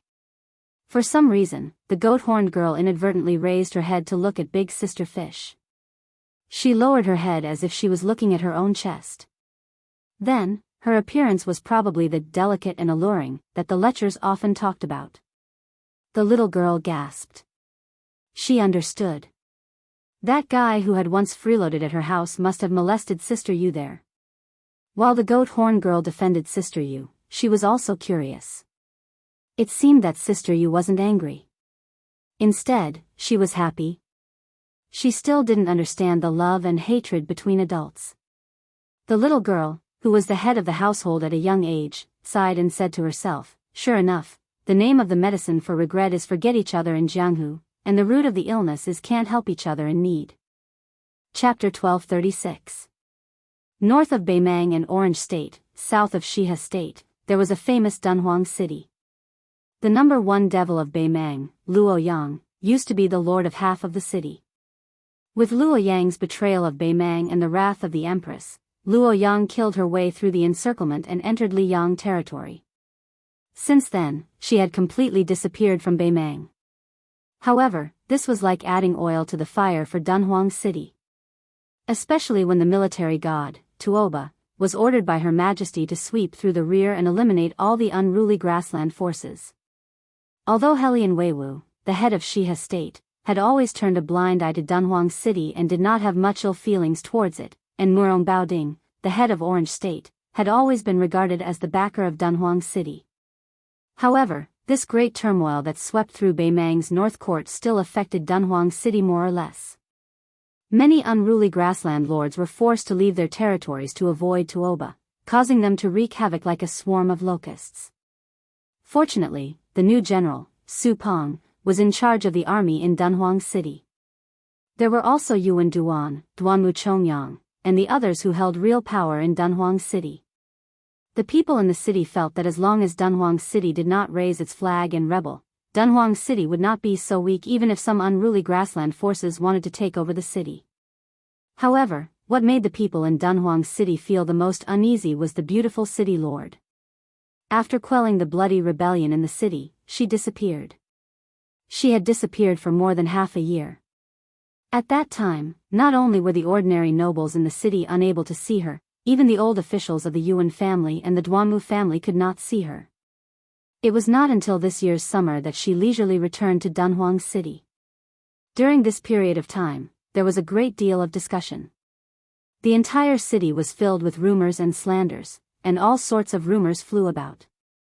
Some said that this northern Mang's little empress had been lusted over by Murong Baoding's beauty, and had been kidnapped. There were also some that said that she had been summoned into the imperial tent by the empress, and that she had been acknowledged as her niece. In any case, there were all sorts of bizarre rumors. Fortunately, the city lord disappeared for more than half a year and took back power from Su Pong, who had become a general overnight. Inside the giant immortal palace, there was an inconspicuous Qingfeng courtyard. It was filled with plantains. For some reason, it had always been a forbidden area. What was even stranger was that this place could not be said to be heavily guarded. On the contrary, the golden guards of Dunhuang City had never stepped into this place to patrol. It was like a cold palace. At this moment, General Su Pong, who was rumored to be intolerable with the city lord, was sitting on a stone bench in the courtyard. Other than the mistress of Dunhuang sitting opposite him, there was not even a palace maid. Su Pong, or rather, Su Pu, who had held the power of the cavalry together with the king of Beiliang's brother-in-law, Wu Qi, was giving her a detailed report of the latest battle situation on the border of Liangmang. The southern court of Beimang's 3 elite cavalry armies had separately invaded Liangmang and Luzhou. However, the thunder was big but the rain was small. Apart from the cavalry army that invaded Luzhou, the two armies faced each other for a moment and then retreated without a fight. There was no news of the troops and horses that had rushed to Liangmang and Luzhou. No matter how hard the spies in Dunhuang City tried to dig up secret information, they could not obtain the slightest bit of information. It should be known that the number 1 spy in Dunhuang City had already contacted an important figure in the southern court who was second only to the imperial edict of peace, but he still returned without any results. Su Pu did not believe that this was some bullshit general who did not obey orders. Either this was a last-minute plot by Fatty Dong, or this was an established policy that the imperial edict of peace had long planned. Regardless of which it was, Su Pu felt a sense of suffocation as if a storm was coming. If he was a general of the Beiliang frontier army, he could remain calm and collected. However, he was now an outsider in Dunhuang City in the hinterland of Beimang, who could only watch the fire burning across the river. It was inevitable that his chest would be filled with depression. That woman was not only a first-rate maidservant of Beiliang Palace's Wutongan, but also a loyalist of His Royal Highness. She was also the lord of Dunhuang City and a top assassin in Beimang. When Sweet Potato heard the vanguard cavalry retreat without a fight, he said softly, "Uncle Su, the great general had painstakingly built Liangzhou and Yuzhou for 20 years when he was alive. With the old general Yan Wenluan guarding Yuzhou, Chu Lushan is personally overseeing the northern pass of Liangzhou. Dong Zhuo wants to attack Liuzhou first, and Beimang wants to use Liuzhou as a breakthrough point. Our Beiliang wants to use Liuzhou as bait. Both sides have their own goals. In the end, it seems like it depends on whether the terrain wins or the people win." Su Pu said calmly, "If Beimang is determined to fight to the death with Liuzhou, which has no city to defend, will definitely not be able to defend. The key is how much meat will be cut off from Liangmang in this slaughterhouse. In my opinion, even if Beimang loses 150,000 elites in Liuzhou, as long as Beiliang loses 50,000, as long as we cross this boundary, even if we lose just one more soldier, then Beiliang will have already lost this battle. Defending the northwest of Liangzhou and defending the north of Yuzhou is just to buy time for Liang. Beiliang, Beimang, and Liang are 3 pillars. Liang can afford to waste the most time and national strength, Beimang is close behind, and Beiliang is the most stretched." Sweet Potato said worriedly, "The 30,000 Long Xiang army is all in Liuzhou."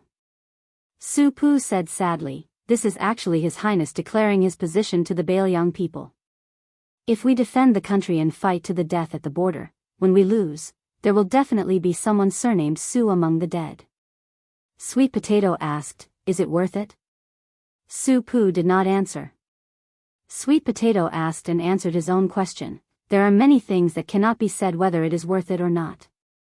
Sweet Potato suddenly asked, Uncle Su, how is that little eunuch Dong shows martial talent? Su Pu smiled and said, his talent is average, but his roots are pure. On the path of martial arts, it is not said that only those with extraordinary talent can achieve good results. Moreover, the secret manual that the city lord selected does not care about innate talent, it only cares about the accumulation of time. Sweet Potato bit his lips and said regretfully, it is not that there are no shortcuts to martial arts that can achieve instant results, it is just that they are not suitable for this simple and honest youth. However, I will not be at ease with an intelligent martial arts prodigy. Su Pu nodded and also sighed, it is difficult to be satisfied with people, and it is difficult to do things as you wish. Sweet Potato looked at the sky. Su Pu gently got up and prepared to leave the courtyard. Sweet Potato smiled and asked, Uncle Su, I still have a few jars of green ant wine here, why don't you take it back and drink it? Su Pu looked at the tightly shut door with a gratified expression, then laughed and said, the knot in my heart has been untied, there is no need to drink. Sweet Potato watched Su Pu leave, then turned and walked into the house. He opened the door and quickly closed it. All the tables and chairs in the house were wrapped in cotton cloth, and there was also an exquisite cradle that seemed to be used for sleeping children. She tiptoed towards the cradle, the smile on her face was warmer than ever. She squatted in front of the cradle and called out softly, my little Sweet Potato, grow up quickly, then go and give your father a big scare. Chapter 1237. Jianghu is bustling. Mount Hui suddenly sends out hundreds of invitations to the entire Jianghu world, inviting all the heroes in the world to go to the towering moonless tower on the snowy plateau. Almost no one doubts or sneers at this, because the newly emerged Mount Hui's fist may not be big, but it is definitely hard enough. Legend has it that she was once the guest of the new King Liang, and then they parted ways. She intercepted Wang Xianji on the Yangtze River, which is an undeniable feat. Her life was hanging by a thread, but it was a blessing in disguise. She is already a real celestial state. God knows if she will become a terrestrial immortal after the closed-door training. There were even busybodies who added fuel to the fire, saying that when Crown Prince Zhao Zhuan was casually touring the south, there was also a secret and wonderful story between him and this purple-robed woman. Mount Hui, which is already full of visitors, is now climbing the mountain. Some experienced Jianghu old foxes start to count which gangs and sects have arrived. For example, the little immortal Wu Shizhen of the Qingyang Palace of Mount Qingcheng is staying at the Mount Hui abode. Also, the master of the Quicksnow Mountain Villa, Wei Qi Liangfu, brings his beloved daughter Yuqi Nyochuan, who is entering Jianghu for the first time. The leader of the new Dao Zhuangtai in the northern Liaoxi also swaggers up the mountain. Lin Hongyuan, the young palace master of the southern border Dragon Palace, appears as magnificent as before. There is also the new owner of the Spring Invitation Cottage in Shishu, who is also the winner of the Rouge Beauty Award, thank you. When she appears, she is regarded as a celestial by countless men. However, when they think of her inextricable relationship with the king of Shu, Chen Jibao, no one dares to make trouble. Mount Longhu has been neighbors with Mount Hui for hundreds of years. The new Taoist master Zhao Ningxian personally comes out of the Taoist master mansion to visit the snowy plateau. Usually, it was as difficult as ascending to the heavens to bump into one of these elusive big shots in Jianghu. Now that they had appeared one after another, it was a feast for the eyes of the onlookers who were not qualified to be honored guests of the moonless brothel. They only felt that the travel expenses they had spent on this trip to Mount Hui were not a problem. In addition to the new top 10 gangs like Mount Longhu, the Spring Invitation Cottage, and the Quicksnow Mountain Villa, there are many old Jianghu sects that can be regarded as leaders in the provinces and counties. There are also the Beggar sect and Chao gang, which are rich but like to pretend to be poor. After receiving the hero's invitation, they also send their most important leaders to Mount Hui. They are either leisurely climbing the mountain to enjoy the scenery or are on the way here. There. There are also a lot of Jianghu individual immortals, who are all proud of receiving a hero's invitation. For example, Fan Qingsong, who is known as the Central Plain Swordsman in Jianghu, is 90 years old and half of his body is in the ground, but he still has to grit his teeth and risk his life to rush to Mount Hui. As for those who had just entered the Jianghu for a few years but had already made a name for themselves, they were even more ambitious and in high spirits. They wore the best clothes, rode the best horses, and carried the best weapons. Those who were handsome were as elegant as a jade tree in the wind. Those who were born inferior in terms of appearance were at least able to attract attention. Compared to those who had been in the Jianghu for a long time, they knew the principle of relying on clothes when going out to meet outsiders. This made some of the older seniors sigh with emotion. They were indeed worthy of being called the younger generation pushing the older generation forward. Even if the older generation did not die, they would be half dead on the beach. Interestingly, there are very few women who have received the hero's invitation this time. Those who have made a name for themselves in Jianghu can be counted with one's fingers. However, even if Mount Hui does not invite them, it does not mean that they are willing to miss this rare Jianghu event. Those who have strong connections will go hand in hand with the big sections. For the time being, those who have not made a name for themselves in front of the sect leaders and sect leaders will not lose face. In any case, they will shout at some of their admirers who are willing to pay for them. Most of these women are not ordinary, either openly or secretly competing with each other for beauty. Unknowingly, they have added countless topics of conversation in Mount Hui. It is one thing to join in the fun and visit Mount Hui to see the immortals, but finding a place to sleep is a real problem. In the surrounding counties, towns and villages, as long as there is a place for people to live, it is crowded. Not to mention the inns, even the houses of the inns are opened with money. Nowadays, the neighbors around Mount Hui are busy arguing every day about who has more Jianghu experts. For a time, all kinds of people are mixed in here.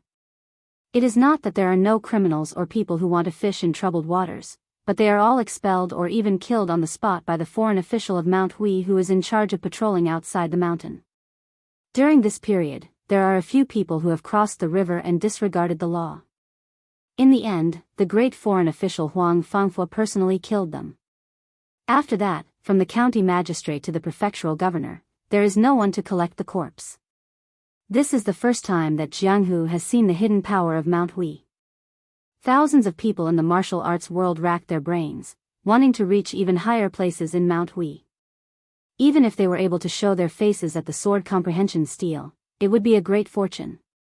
Perhaps being in Jianghu was a journey to climb high and look far. Some people stop at the foot of the mountain, some people struggle to reach the waist of the mountain, and then they can only look at the backs of the people. As the lucky people climb higher and higher, there are fewer people at the top. Until they are qualified to be secretly happy, but on the surface, they say that it is lonely at the top. Even though there were still 3 days before the start of the martial arts tournament, there were still plenty of tourists. The paths leading up to the mountain were already packed with people. Those who were impatient had already started cursing, and there were also a lot of children crying among them. At the foot of Mount Hui, many tea houses and wine stalls have been temporarily set up for tourists to rest. Not far away is the ferry port, and no less than 100 ships of various sizes go back and forth between Mount Hui and Mount Longhu. Inside the tea houses and wine stalls, there are many people talking loudly. Among them, there is a well-dressed guest who is commenting on the heroes of the world who have passed away with the river. Every time he calls out a name, he will drink a cup of wine.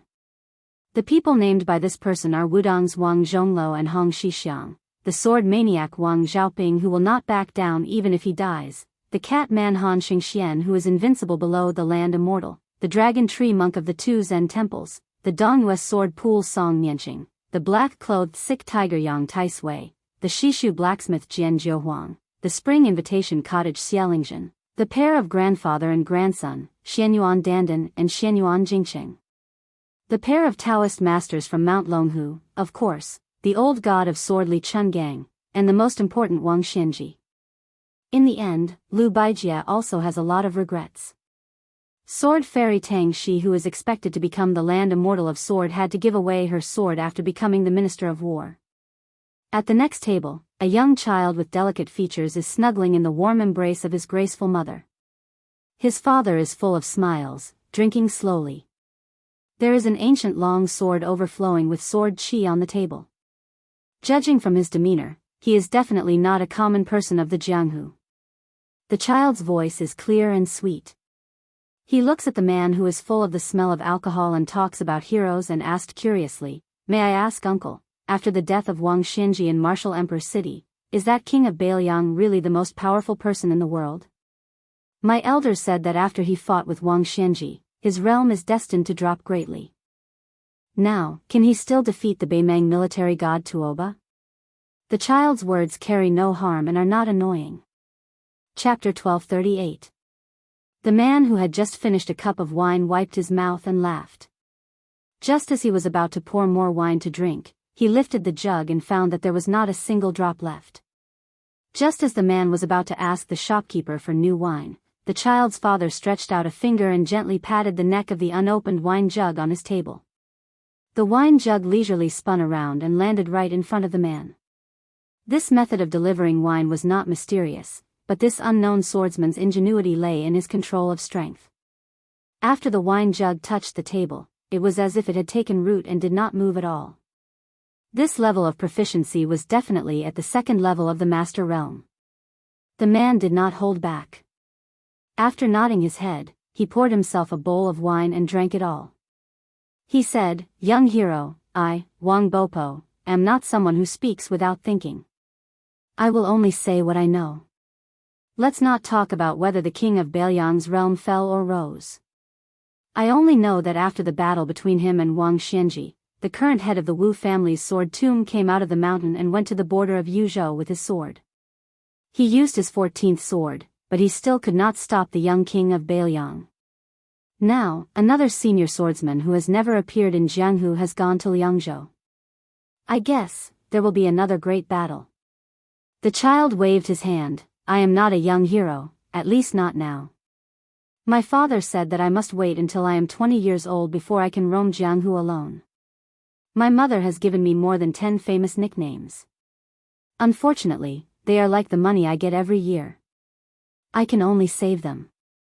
Sigh, why is it so hard to grow up?" All the men and women in the tavern burst into laughter. They were amused by the child's naivety. The woman knocked on her son's head. The swordsman's eyes were gentle and filled with love and pride. This was the feeling that every father would have when looking at their child.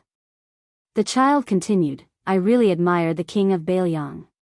One day, I will become his disciple and learn from him." The man couldn't help but tease, "Then you'll have to see if that old man will accept you as his disciple." The child was stunned for a moment. He patted his chest and said, "Dad said that I have extraordinary talent. I'm a martial arts prodigy that's hard to come by in 100 years. Even if I was born 60 years earlier, I could still spar with Taoist Master Qi of Mount Longhu next door. If the king of Beiliang doesn't accept me as his disciple, then it's really. Mother, what's that phrase again?" The woman said softly, "Casting pearls before swine." The hall was filled with laughter again. The child's father had a helpless look on his face. Inside the tavern, the man and the child were fighting and fooling around. It was a happy and harmonious atmosphere. Suddenly, there was a commotion outside the tavern. Soon, someone ran in and shouted, "Little ancestor Qi Xianxia, who left the Taoist master's residence to travel Jianghu for many years, also got off the ferry and climbed up the mountain." Not only this tavern, but most of the people from the nearby tea stalls also ran out. When the child heard the name Qi Xianxia, he just curled his lips. He probably didn't want to move because he didn't think highly of him. He lay on the table and watched his father drink. When there was no one else in the tavern, he whispered in a tone that people from the Central Plains couldn't understand, "Dad, does the king of Beiliang disdain to participate in this kind of martial arts competition?" If Su Fengnian, who had gone through Beimang, was here, he would definitely be able to tell that this was an authentic Norland dialect. The middle-aged swordsman smiled and said, "He's busy dealing with our million-strong army and has no time to pay attention to this. Otherwise, I think he would come." That person, I think he's looking forward to Jianghu. The child stretched out a hand and sighed, so many top masters have left Liang, but we're much luckier. Among the 5 major sects, only the 5th raccoon of Bubang Mountain died. The big and small thoughts of Princess Tomb are still there. The chess and sword music school, Hong Jingyan, sword Qi Jin, and the bronze men are all still there. None of them died. Speaking of this, the child smiled and said, Dad, you're different from them. You're a sect all by yourself, and you're ranked higher than the chess and sword music school. If Mom wasn't from Liang, you could challenge the king of Bailiang and lose to him. As for me, I can take this opportunity to get to know him. The man looked at his wife and said in a pure Liaodong dialect, My dear wife, look at this. Our daughter hasn't grown up yet, but she's already helping an outsider. What will happen in the future? The man's originally warm smile suddenly bloomed with a monstrous aura. The ancient sword that was originally full of sword chi suddenly restrained its sharpness. The woman laughed softly and asked, Who's here? Who's worthy of your treatment? It can't be your archenemy Tuoba or that new white-clothed devil, right? The man looked at her and his majestic aura slowly relaxed. He said with a bit of bitterness, Unfortunately, they're all here. The woman said lightly, You said long ago that you're leaving Beimang. We can't just tie you up and bring you back, can we? The man with an inconspicuous appearance pinched his chin and said, Back then, Her Majesty was. The woman glared and pinched him. What do you mean back then? Didn't she just want to acknowledge you as her son-in-law? What, are you regretting marrying an old hag like me who'll drag you down? Then you should go back. The man smiled but didn't say anything. At this time, anything he said would be wrong. The more he said, the more mistakes he would make. It was better to keep silent and meditate. The infatuated men in the world, regardless of their status, mostly believed that liking a woman was wrong and hoped that they would never change their mistakes. The child asked, Dad, you're not a swordsman. Why do you always like to carry a sword? You always didn't tell me the reason before. Can you tell me? If Mom blames you, I'll teach her a lesson for you. In any case, you're the 3rd son and I'm the eldest. There's always something to subdue someone else. The man carefully glanced at his wife. Seeing that she didn't move, he laughed softly and said, Your mother, when she was young, she only admired that green-clothed sword-wielding knight-errant. Dad has a lot of skills, but your mother doesn't like them. Later, I can only carry a sword to pretend. Wife, how many years have I carried a sword? The woman reached out and held her husband's big hand. She said gently, How many years have you carried a sword depends on how old the child is. The man couldn't help but sigh. That's right. Outside the wine shop, a short middle-aged man with long arms like an ape glanced at the wine shop. He hesitated for a moment and continued to climb the mountain. He was inconspicuous in the crowd. He, whose surname was Tuoba, chose Mount Hui for the first time in his life to enter the Liang dynasty because Wang Xianji didn't wait for him and Su Fengnian was already waiting for him at the border of Liangmang. Then, the snow plateau where heroes gathered became his first choice. After this person climbed the mountain, 3 new guests came to the wine shop. One was in white, one was in red, and there was a burly man with a bag on his back. They sat across the table from the family of 3. The man who didn't practice the sword but carried a sword with an even more shocking sword aura smiled. He didn't look at the handsome man in white. Instead, he looked at the man with the bag on his back and asked, Deng Mao, the loser of the loser. Why? Do you want to bully me because you have helpers? Deng Mao said with a cold face, Don't you also have 3 people? The man was stunned by this very cold joke. You're as shameless as you used to be. Then he ignored Deng Mao who had a broken spear in his bag and turned to look at the woman in white and the woman in red. Luo Yang, you destroyed that divine weapon in the icy plains of the extreme north and ruined the battle between Tuoba and Wang Xianji. Why didn't he cause you any trouble when he brushed past you? The master of Zhulu Mountain in white looked indifferent. She poured herself a cup of wine and didn't say anything. The child suddenly broke the silence and said with a smile, You're Luo Yang, right? Among the men in the world, I only admire the king of Baelyang, my future master. Among the women, I only admire you. Why aren't you two together? I can call you master and mistress together in the future. Luo Yang laughed and raised her head to drink the wine in the cup. Chapter 1239. Like a bolt of purple lightning, a streak of purple suddenly fell from the top of the plateau onto the ferry. Countless mountaineers were shocked.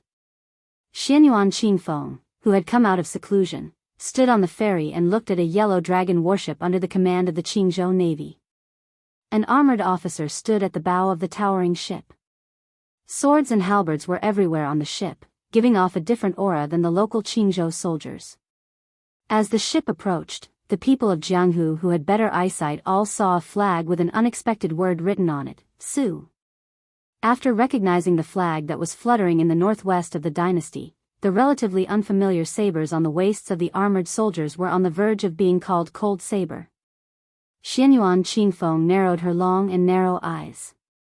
Her mood was far more complicated than her tranquil expression.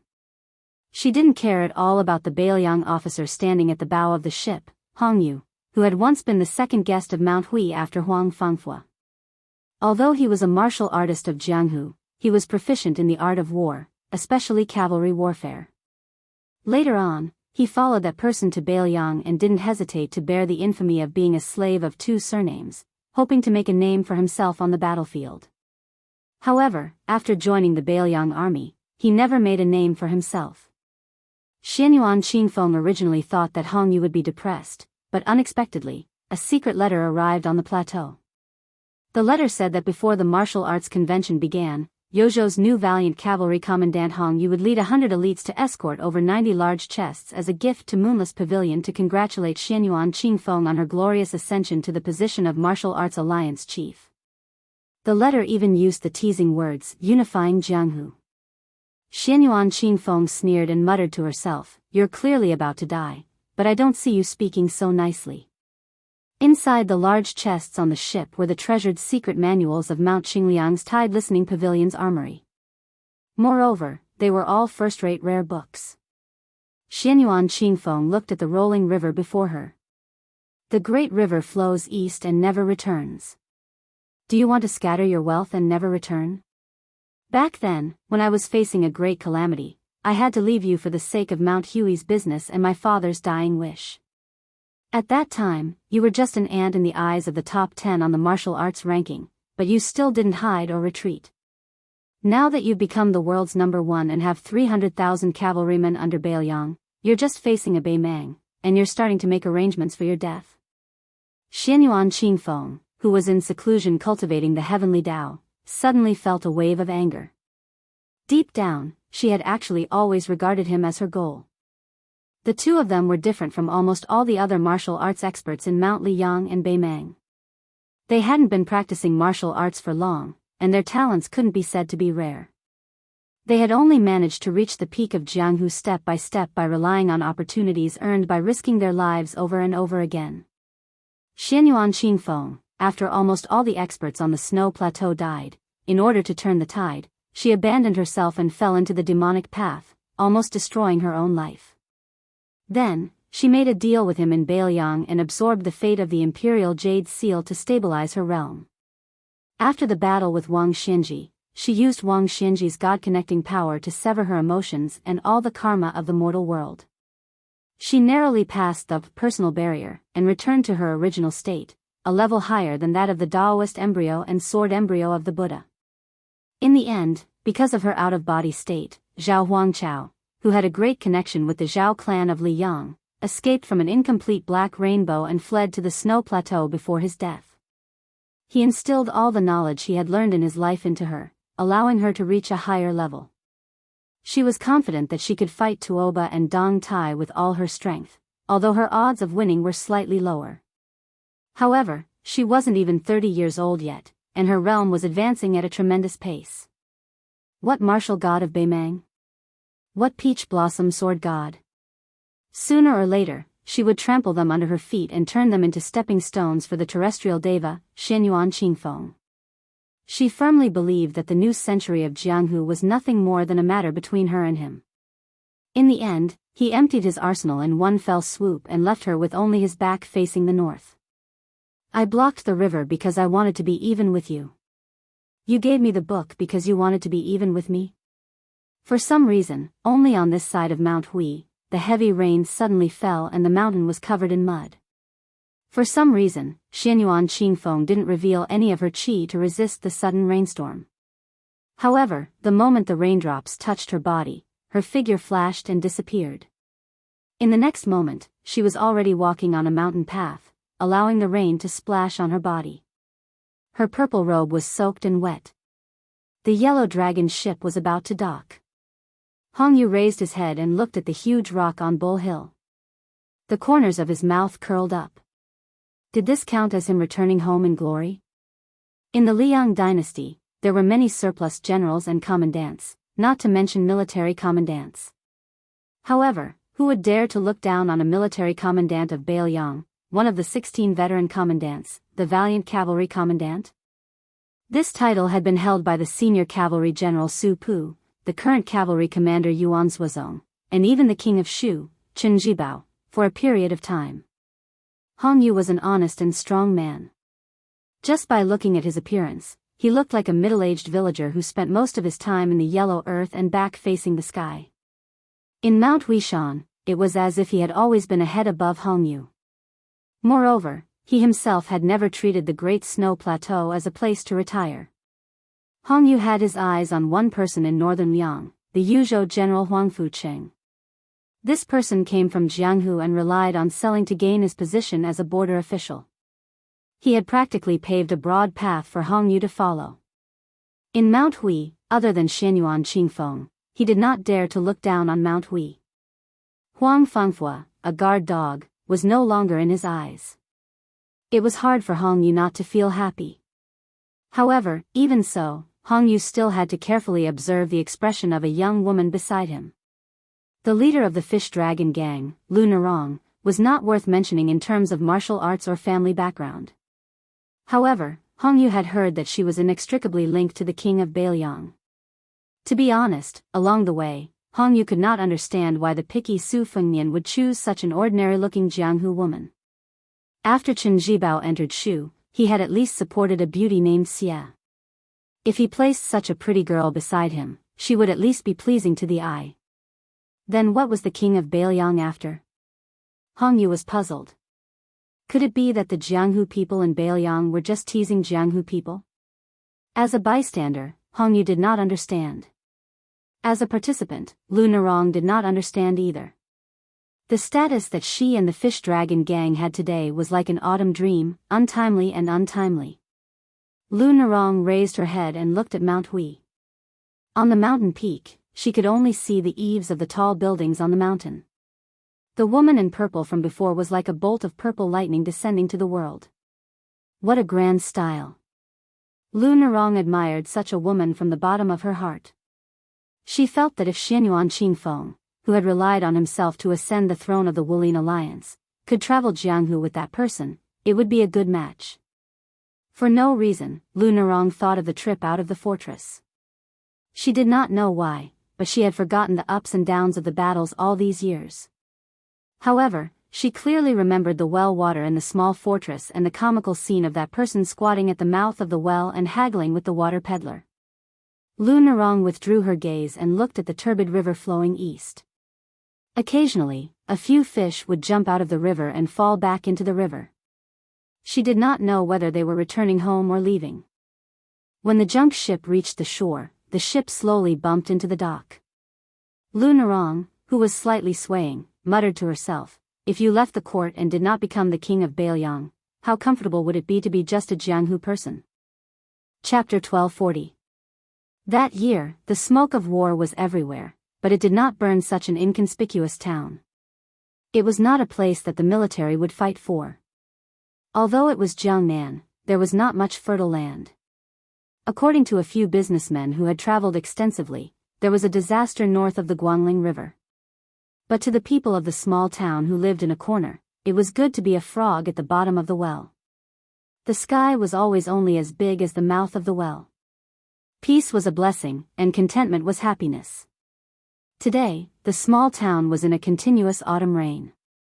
Looking from the entrance of a restaurant, there were pedestrians with hurried footsteps holding umbrellas as they walked across the bluestone bridge. Business was slow, and there was no need to serve customers. The waiter of the restaurant sat idly at the entrance, waiting for the woman he admired to come closer. She said that she would follow her friend to the rouge shop next to the restaurant to choose because her friend was about to get married. She was going to marry into a good family, and was a scholar with scholarly honors. The waiter sighed, feeling a little bitter in his heart. The speaker did not mean it, but the listener meant it. She did not care about glory and wealth, or else she would not have taken a fancy to a cripple like him. But for better or for worse, he was a man who still had some sense of responsibility. He always wanted to let the woman he liked live a good life. Although she was not from a noble family in town, she was a well-known good person. Her family was well off, and she did not have to worry about food and clothing. She had a good temperament, and her needlework was 1 in 100. Everyone said that whoever married her was a blessing accumulated from several lifetimes, but she had taken a fancy to him. Because of this, her playmates who grew up with her were so angry that they almost broke off their friendship with her. While they fought for justice for her, they could not do without some strange words. For example, she had met a bad man, and was blinded by lard. These were all said directly in front of him and her. At that time, she looked at him, her slender little hands shyly twisting the corner of her clothes, her eyes full of apology. Fortunately, he was thick-skinned, and could still hold back his laughter. But how could his heart not be filled with guilt? Someone patted him on the shoulder, and he turned his head to look. The guy who could be considered familiar with him sat down beside him and asked with a silly smile, "Brother One, what are you thinking about?" He could be considered to be in the same boat as this kid, but this kid's situation was even worse.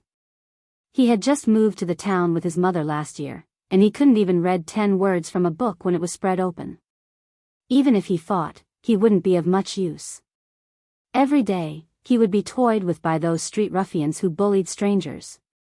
It was so miserable that even after buying a new pair of boots with great difficulty, they would be stepped on until they became tattered. He couldn't be a scholar or a fighter. Fortunately, his mother still had some savings and had bought a cloth shop. His days were still bearable, and as long as he endured, he could still survive. He lived close to this guy and was probably the only local who did not add fuel to the fire. Over time, the two of them became so-called friends. He only knew that this kid's surname was Wang and that his father had yet to return from a long trip. He smiled and looked at the raindrops strung together along the eaves. He asked, "Bamboo, have you heard of a saying? Although the rain is wide, it does not moisten the rootless grass."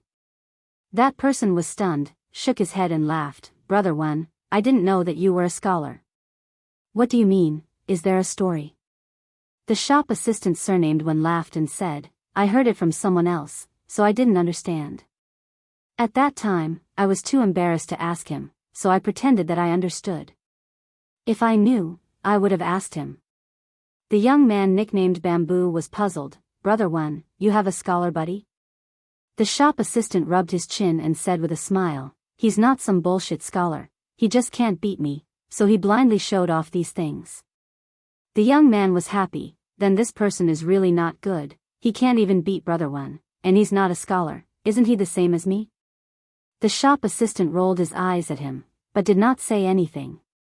Bamboo was a young man who could not control his mouth. He was afraid of the people of Jianghu, afraid of the banditry and Jianghu aura of those people, but he also looked forward to Jianghu. He liked to hang out in taverns and tea houses all day long, listening to those who called themselves Jianghu people brag. Now, he was talking to the shop assistant surnamed Wen about the grand martial arts event that happened once in 100 years. He said that he just found out that there was a woman in Mount Hui who liked to wear purple clothes. Not only was she as beautiful as a fairy, but also had superb martial arts skills. Bamboo was spitting saliva everywhere. He did not notice that Brother Wen beside him was either rolling his eyes or smiling absent-mindedly. Bamboo's mouth was dry. He was not a particular person. He bent down and reached out to cup a handful of rainwater, drank a mouthful, and pretended to be heroic. "Good wine." The shop assistant smiled and joked, "You even drank the taste of Jianghu?" Bamboo turned his head and stared at the man. He asked seriously, Brother Wen, how did you kidnap Miss Lu? Why don't you teach me so that I can find a wife later? The shop assistant looked profound. He said, relying on appearance. Bamboo spat. Seeing that Bamboo didn't believe him, he laughed and said, You really don't believe me. Back then, when I was wandering around with that brother of mine, we were so poor, and he relied on his face to make a living. I am better than him in everything, but this face, I lost to him. Back then, we competed for who was the big brother and who was the little brother, from age to skill. If it weren't for the fact that I lost in terms of looks, I would have been able to become the big brother. Bamboo's mouth twitched. In the end, he was kind and did not dig at Brother Wen and his brother. Then, the two of them were silent for a while. They just listened to the rainwater dripping on the stone pavement. Bamboo suddenly whispered, Brother Wen, I want to tell you something, you can't tell anyone. The shop assistant said, It's up to you to say it or not. Bamboo hesitated. When I moved to town at the beginning of the year, I heard from a Jianghu master that among the masters in the world, one of them has the same name as my father. The shop assistant was amused. Bamboo, you're good. Your father is the old monster Wang Xianji of Martial Emperor City? Bamboo was angry. He shouted, Nonsense, it's the 11th in the world. The shop assistant suddenly fell silent. After a long time, he said softly, So it's Wang Mingyin. Zhuzi's expression was gloomy as she muttered to herself, But I know that my father is actually a farmer with only a few kilograms of strength. It's not a big deal.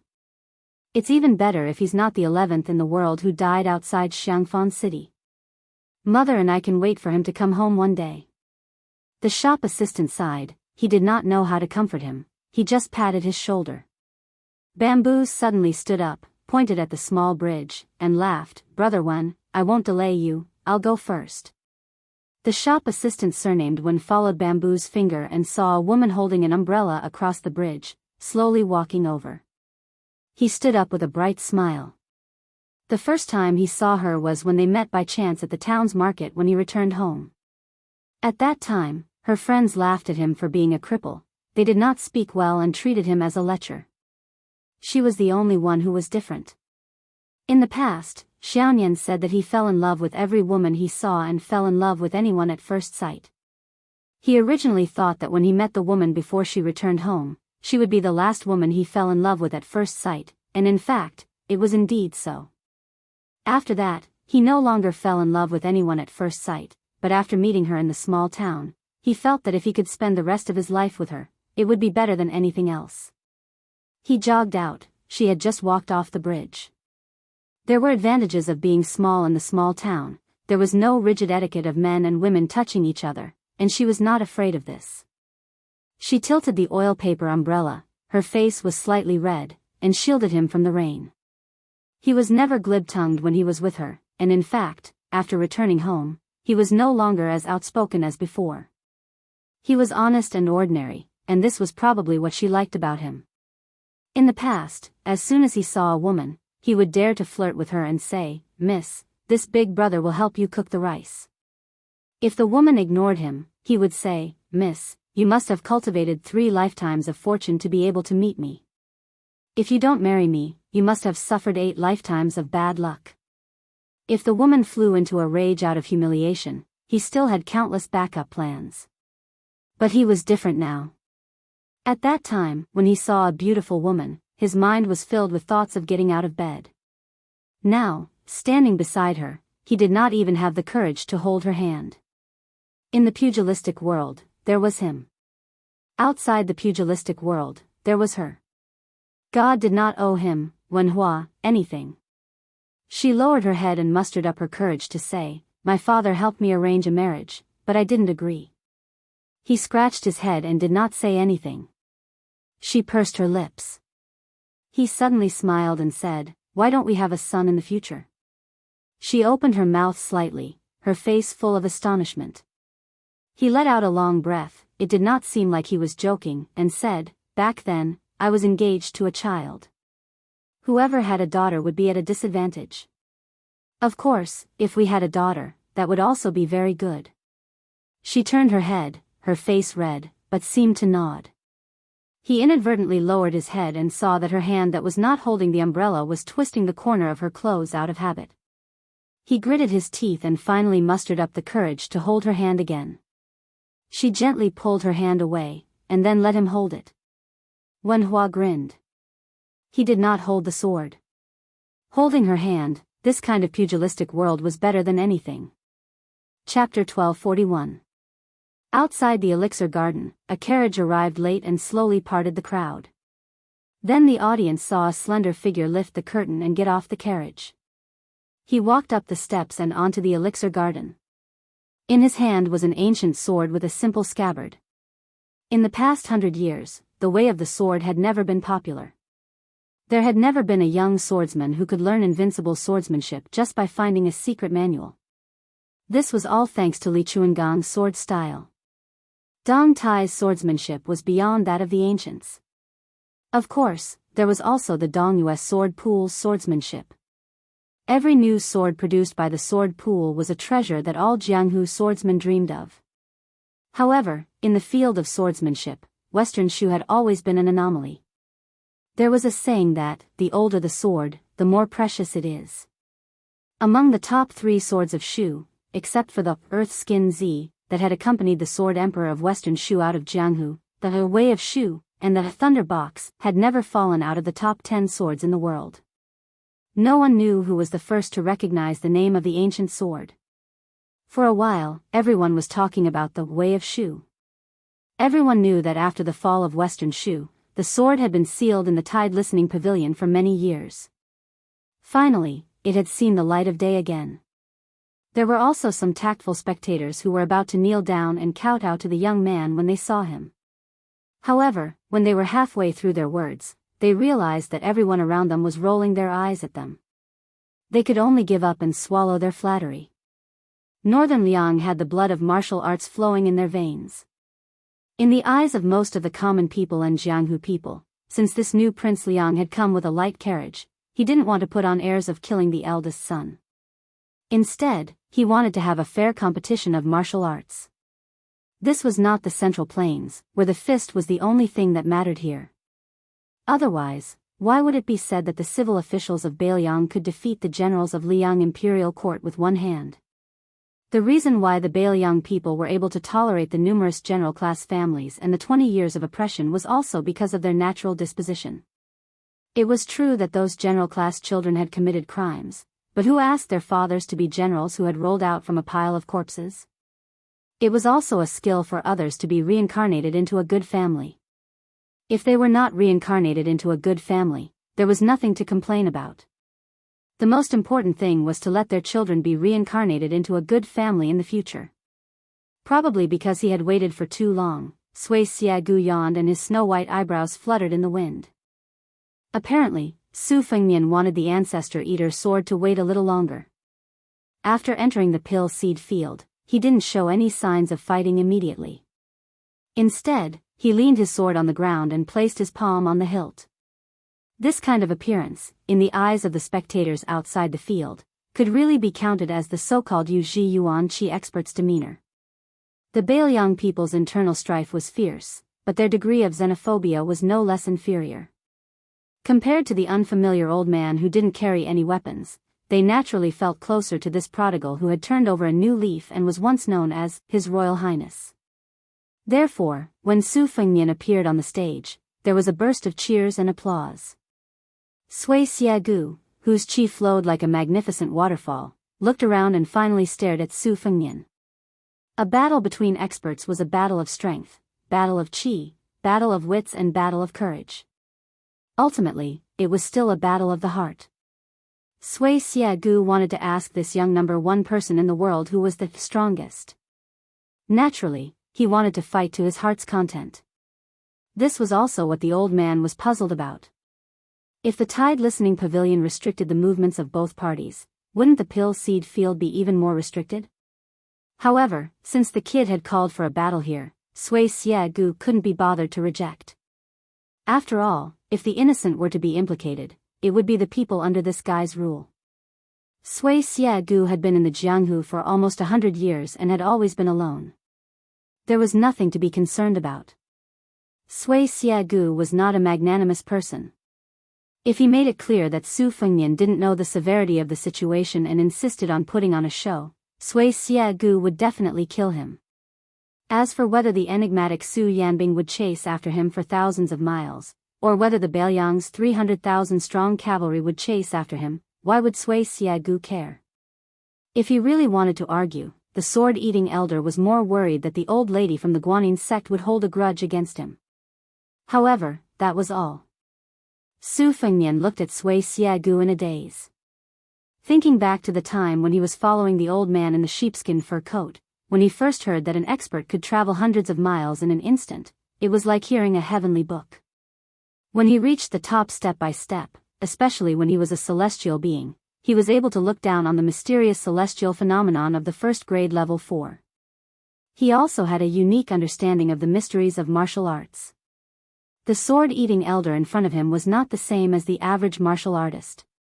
He was a little similar to the young martial granduncle who rode the bull. He walked the path of the heavenly way and his route was the creation of all living things.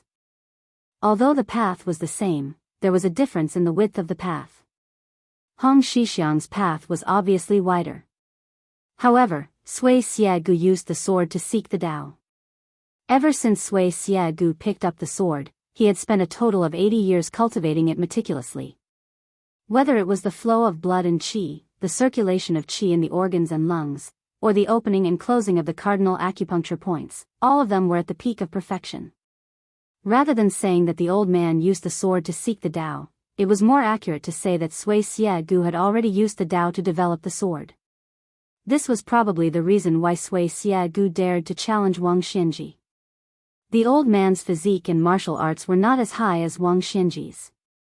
However, as long as Wang Xianji did not dare to claim that he was superior to the heavenly way, then both of them would have a chance. At this moment, there was a white rainbow that came from tens of thousands of miles away and crashed into the pill garden. Everyone subconsciously closed their eyes to avoid the dazzling light. When they slowly opened their eyes, they did not know why there was still nothing strange in the pill garden. The old man with snow-white eyebrows was still there, and the new Prince Liang, Su Fengnian, was also calm. Other than that, there was nothing else on the pill garden. However, Sui Xiegu seemed to be angry and grunted.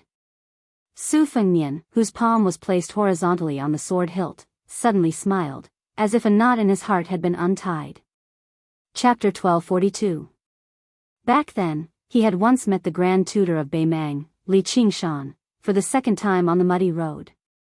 He did not know whether it was before or after, but it was also good karma. The Qilin Daoist had said he was about to ascend, and he had indeed ascended. However, before Li Qingshan ascended, he had visited Beilyang as a streak of light and personally brought a message to Su Fengnian. It was a pity that apart from Sui Xiegu, who possessed a profound cultivation, no one else could appreciate such a shocking scene. The several thousand people outside the pill garden fields only took a blink of an eye, but to Su Fengnian and Li Qingshan, it felt like the time it took for a stick of incense to burn. After Li Qingshan ran into the pill garden fields, he staggered, almost colliding with Su Fengnian. After being supported by Su Fengnian with a smile, the old Daoist smiled brightly, but there was a hint of self-mockery in his voice. Since it's my first time ascending, and I've ascended to the high grade of the 18th grade, I thought I'd only ascend to the mid-grade at most. Even I found it rather difficult to control myself. It's mostly because of you. If I hadn't come, I wouldn't have been able to justify it. Su Fengnian bowed slightly. Congratulations on forging an immortal, Daoist. Li Qingshan extended a finger and pointed at the top of his head. Let's cut to the chase. My superiors are watching. I'm treated as a living immortal in the human world, but I'm just a rash newcomer there. I'll have to act according to their mood. I've taken the liberty of coming here this time to say some last words to you. You can treat them as the last words of an immortal. After all, whether or not there will be any ascended immortals in the future is another matter altogether. Let's not talk about that. Su Fengnian, I'll ask you something. You just have to ask yourself. I have to leave after asking. I don't want to hear your answer. Su Fengnian answered politely, please ask, Daoist. I'll think about it carefully.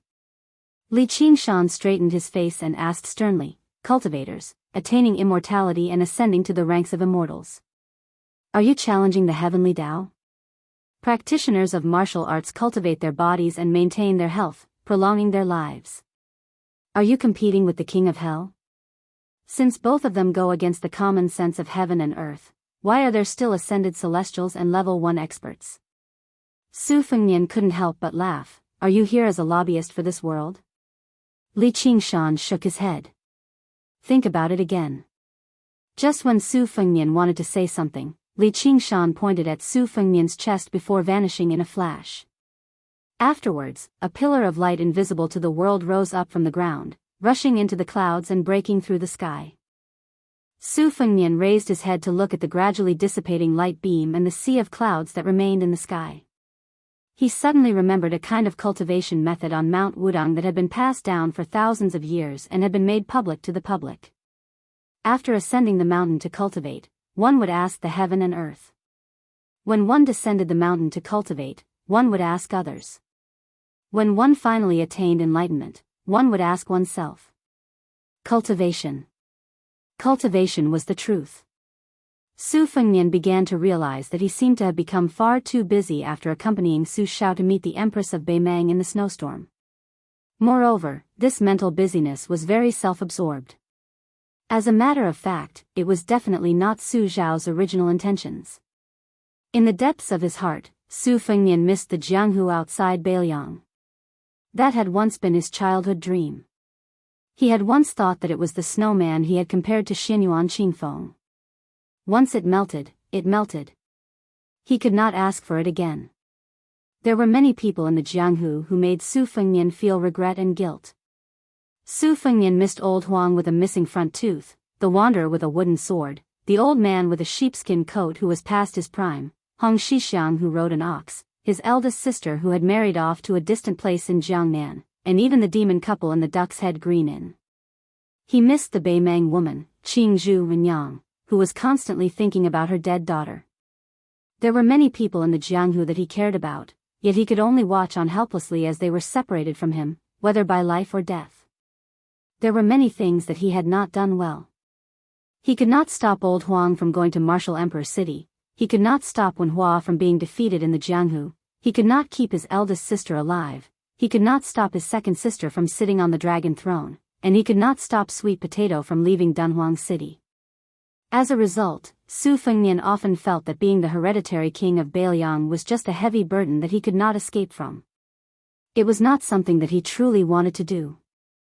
Only now did Su Fengnian begin to think deeply about what he wanted to do after being asked by Li Qingshan. Su Fengnian gazed at the 9 heavens and said gently, "The heavenly path is a single plank bridge that only the heavens can walk on. The great path is a broad path that everyone in the secular world can walk on." He had no idea just how similar this sentence was to Li Yufu, who could make countless bolts of lightning roll through the world. In the end, Su Fengnian said to himself, "What do I want to do? It's so simple. I just want to be Su Xiao's son." Su Xiao gave so many desperate commoners a path of survival in the spring and autumn period. As his son, I want to guard this path. If anyone refuses, I'll make them agree. Sui Xiegu, who had been waiting for a long time, rolled his eyes and said impatiently, "Kid, are you going to fight or not?" Su Fengnian smiled apologetically. He raised his hand and the Shudao sword emerged from its sheath. However, at this moment, a woman's voice suddenly rang out in everyone's ears, "Sui Xiegu, get down here." Su Fengnian took pleasure in Sui Shigu's misfortune. He smiled and asked, "Old Senior Sui, are you going to fight or not?" Sui Shigu's expression stiffened. He gritted his teeth and said, "I'm going to fight." "Why wouldn't I fight?" "Tantai Pingjing, there's no place for women to speak here." Su Fengnian restrained his smile and said, "It's fine." Li Chungang said that everything in the world is a matter of one sword. He glanced at the Shudao and said softly, "Go." The ancient sword, Shudao, instantly disappeared. Sui Xiegu suddenly raised his head. Su Fengnian smiled and said, "But this sword of mine is a bit too much." Almost at the same time, the 100 swords of the Wu family in Bailiang, Xianyuan Qingfeng, Luo Yang, Su Ying, Tuoba, Deng Mao, the man who did not use a sword but carried a sword for his wife, the masters of the Beimang chess and sword music school, Qi Xianxia who was still traveling outside Mount Longhu, the Tangxi sword immortal Lu Baijie in the capital, the young Taoist Li Yufu who was rushing to Mount Wudang with his disciple Yufu, and Jiang and I who was in a daze in the old capital of Da Chu, all raised their heads at the same time. Especially Jiang and I, who hesitated and muttered to himself, borrow. The Wu family sword tomb, Dongyue's sword pool, and the chess and sword music school were widely recognized as the places with the most swords in Jianghu. All the famous swords in the world flew into the sky to Bailiang. Chapter 1243. This was undoubtedly a marvelous scene. This was a scene that was destined to be passed down in Jianghu for a long time. The Suixia Valley was almost instantly suppressed by tens of thousands of flying swords. Just a moment ago, the spectators outside the pill seed field only felt that there were black clouds covering the sky and the sun. The next moment, those black clouds fell on the human world and filled the entire pill seed field. The number of flying swords that broke through the air was so large that they were tightly packed together. Soon, the Suixia Valley disappeared from everyone's sight. Other than swords, there were more swords. The young king of Bailiang seemed to have used a supernatural power that could move mountains and seas, creating a majestic and magnificent sword mountain out of thin air. At first, the sword mountain was still shaking visibly with the naked eye, but the shaking gradually decreased. With endless sword after sword, the sword mountain became taller and more stable, until the entire mountain peak was completely motionless. Everyone outside the pill seed field was dumbfounded. They had seen fights before, but they had never seen a fight like this. At this moment, the people who were not convinced that Su Fengnian had inexplicably become the most powerful person in the world were finally convinced. Even the pessimists who had no confidence in the imminent battle of Liangmang also felt that they should believe in Su Fengnian for once. Shu Dao was the last famous sword to fall, as if it was carelessly thrown to the top of the sword mountain by someone. The sword mountain that was showing signs of loosening had completely lost its vitality. Occasionally, one or two slanted flying swords would slide down the sword mountain and fall outside the pill seed field. A tall woman standing far away under the eaves of a house on the street curled up the corners of her mouth. She glanced at the sword mountain that was more than 300 feet high and mocked, "I told you to scram, but you didn't. Your century-old reputation is destroyed in a day." Su Fengnian did not stand at the foot of the mountain, nor did he return to the carriage. Instead, he silently appeared under the same roof. The woman who was taller than him looked at him and saw that Su Fengnian's face was pale but radiant. It seemed contradictory, but in fact, it was not. Tantai Pingjing saw it as a matter of course. Back then, her master was the same. His body was not strong, more like a weak scholar. However, her master's eyes were always as clean as the eyes of the young man in front of her. It was so clean that when her master pointed at the river python for her for the first time, she forgot to admire the white python that was about to transform. She only had eyes for her thin master. Even after decades, his master's catchphrase seemed to still ring in his ears. "Big fool." Staring at Su Fengnian, Tan Tai Ping smiled calmly, like a little girl who had gone through untold hardships to find her favorite object. Su Fengnian did not know the inside story. Instead, he felt a little creeped out. She was old, let alone a woman who was 100 years old. She suddenly showed such childish behavior. Even with Su Fengnian's thick skin and wisdom, he could not bear it. Su Fengnian, who wanted to chat, quickly swallowed back the words that were at the tip of his tongue. Tantai Pingjing's loss of composure quickly disappeared. She recovered the indifferent expression of the chief great-grandmaster of the Qi cultivators in the south. She shifted her gaze and said calmly, "What is the name of this sword move? Does it have a name?" Su Fengnian smiled and said, "Isn't giving a famous name to a move something that only the common people would do? Senior Tantai, do you also have such a tacky habit?" She said, "I also need to eat, drink, defecate and sleep. I also know how to burp and fart." Why is it not tacky? Back then, Su Fengnian advised Wen Hua not to be too infatuated with those unattainable heroines and fairies in the pugilistic world. This was because they also needed to defecate.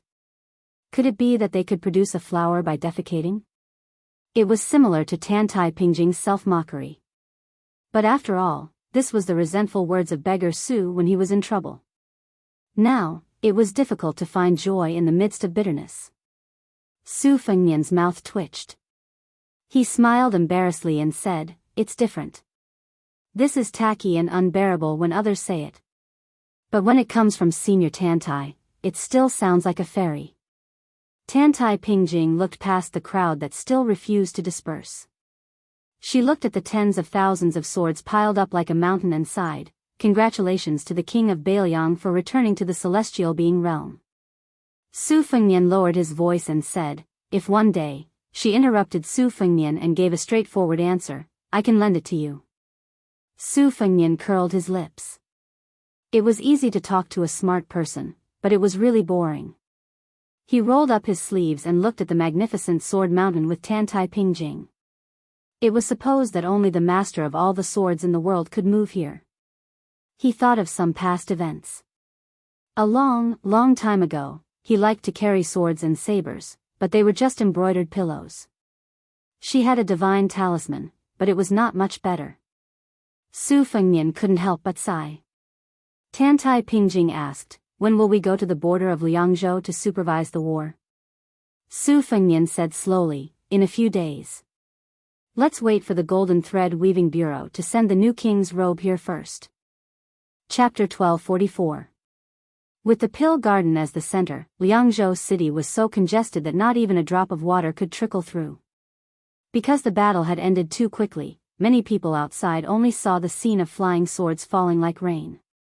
They did not know that the battle had already ended, so they continued to fight their way to the Pill Garden. This made it impossible for a large group of spectators to leave. It could be said that most of the residents of Liangzhou city had either arrived or were on their way to watch the battle.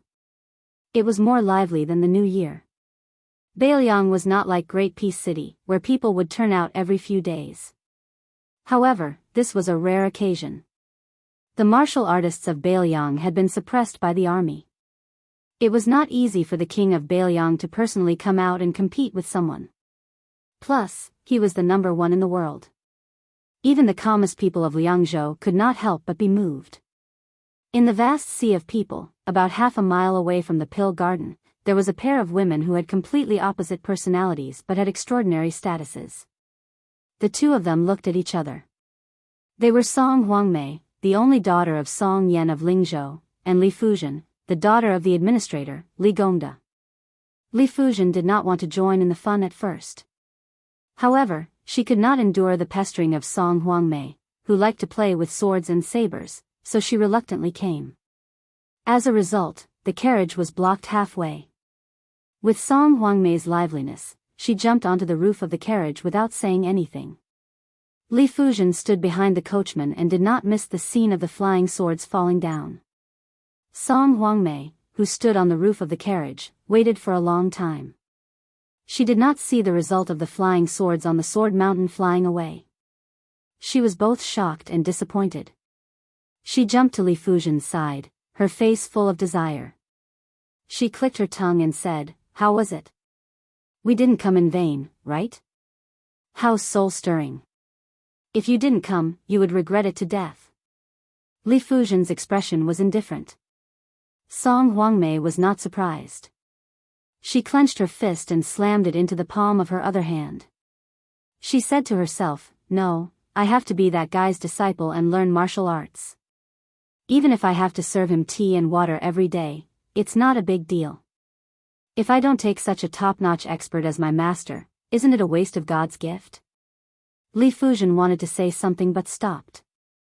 Song Huangmei looked at her with a pitiful face and begged, "Sister Fuzhen, my good sister, I know that you and that guy are childhood sweethearts. Your words are more useful than mine. Why don't you help me?" Li Fuzhen glared at him and said, "I advise you to give up." Li Fuzhen turned her head slightly and said coldly, "He and I have never seen eye to eye." Song Huangmei said with a mischievous smile, it's better to squash enmity than to keep it alive. Moreover, it's fate for men and women to become enemies. Li Fuzhen snorted coldly. That's also an ill-fated relationship. Song Huangmei rolled his eyes. Seeing that this path was not going to work, he just wanted to earn his own living. He racked his brains to think of a way to sneak into the prince's mansion on Mount Qingliang. In order to practice swordsmanship with him, he would just let the image of a lady from a respectable family go with the wind. At this moment, Li Fuzhen's mind was wandering thousands of miles away. Her mind was not focused. The situation in Beiliang could be said to be changing rapidly. Following Li Gongda's appointment as the deputy administrator, the officials in Beiliang knew that this year might be the last year that Li Gongda would be the top civil official.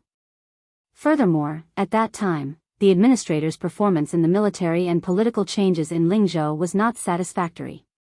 Although he gave birth to a good son and was still closely related to the Su family, it was a rule since ancient times that a new emperor would bring in new officials. Furthermore, the situation now was not a smooth time for him to become a Taiping official. Sir Li, who had a mediocre reputation, might not be able to keep his position with the million-strong army of Beimang. As a result, the Lingzhou administrator's mansion, which was much less noisy than it had been a few years ago, became more and more deserted. The new and old people in the officialdom all ran over to provincial governor Su Beiji and Song Yan's side to get familiar with each other. Li Fuzhen had never paid much attention to the ups and downs of the officialdom. However, as his father grew older and did not have any younger children to play with, he spent his days at home dealing with flowers, fish, and insects. Li Fuzhen did not know if it was because his father's addiction to being an official had suddenly disappeared or if he had accepted his fate.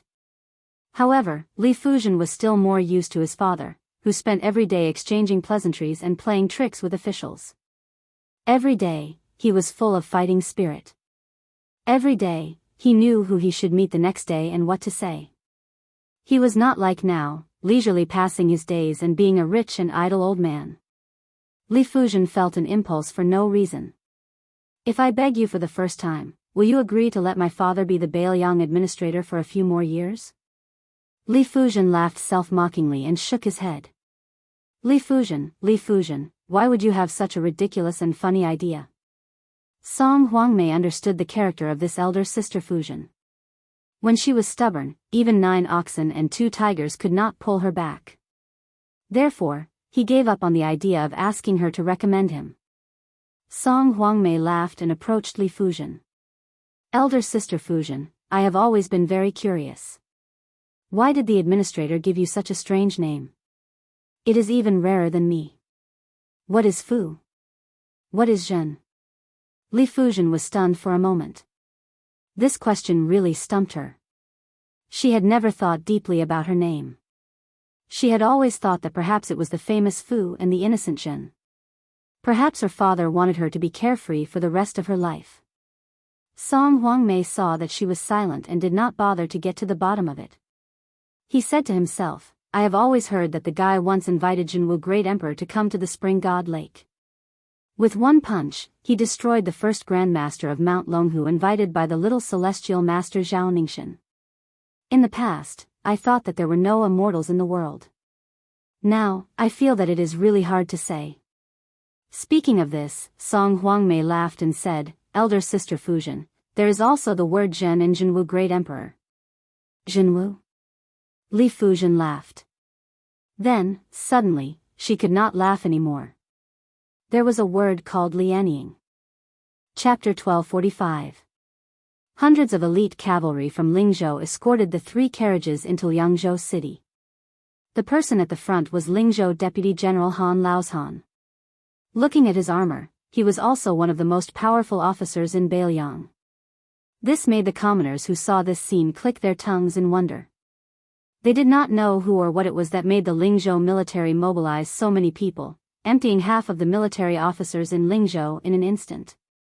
Among the group of horses, there was one person who stood out.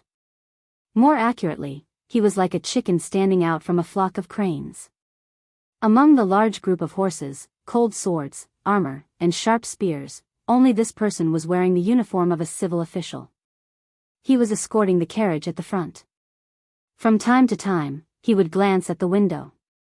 His eyes were filled with pride, which was exactly what Su Weisheng had said when he was young. He was the head of the Golden Weaving Bureau, Wang Wolfting. This time, he rushed to Bailiang Palace not because of the Weaving Bureau, but because this young family head of the purple gold Wang family had done a beautiful job. He was worthy of Lingzhou Deputy General Han Laozhan being at his beck and call. Inside the 3 carriages, there was no gold or silver, nor was there any auspicious sign to pay tribute to Qingliang Mountain. There were only 3 pieces of clothing. After the Golden Weaving Bureau changed owners, Wang Wolfting focused on this matter. In the other territories of the Liang dynasty, the position of weaving officer was just a secret agent with a rank. They were the eyes and ears of the emperor. They had the privilege of sending a secret letter to the imperial study. Wang Wolfting was a weaving official who was promoted by Northern Liang after Li Shifeng retired and returned to his hometown. She had nothing to do with the talented and resourceful son of the Zhao family. Wang Wolfting, other than closely monitoring the Jianghu factions in Lingzhou, especially the rise of the Fish Dragon Gang, he was more of a weaving officer, doing the work of mending clothes. In the front carriage, there were 3 women. The oldest woman was not more than 30 years old. There was a small purple sandalwood box in the carriage. The youngest woman had a graceful figure and an outstanding appearance. Although she was wearing a woman's uniform made of ice, the details showed her thoughts.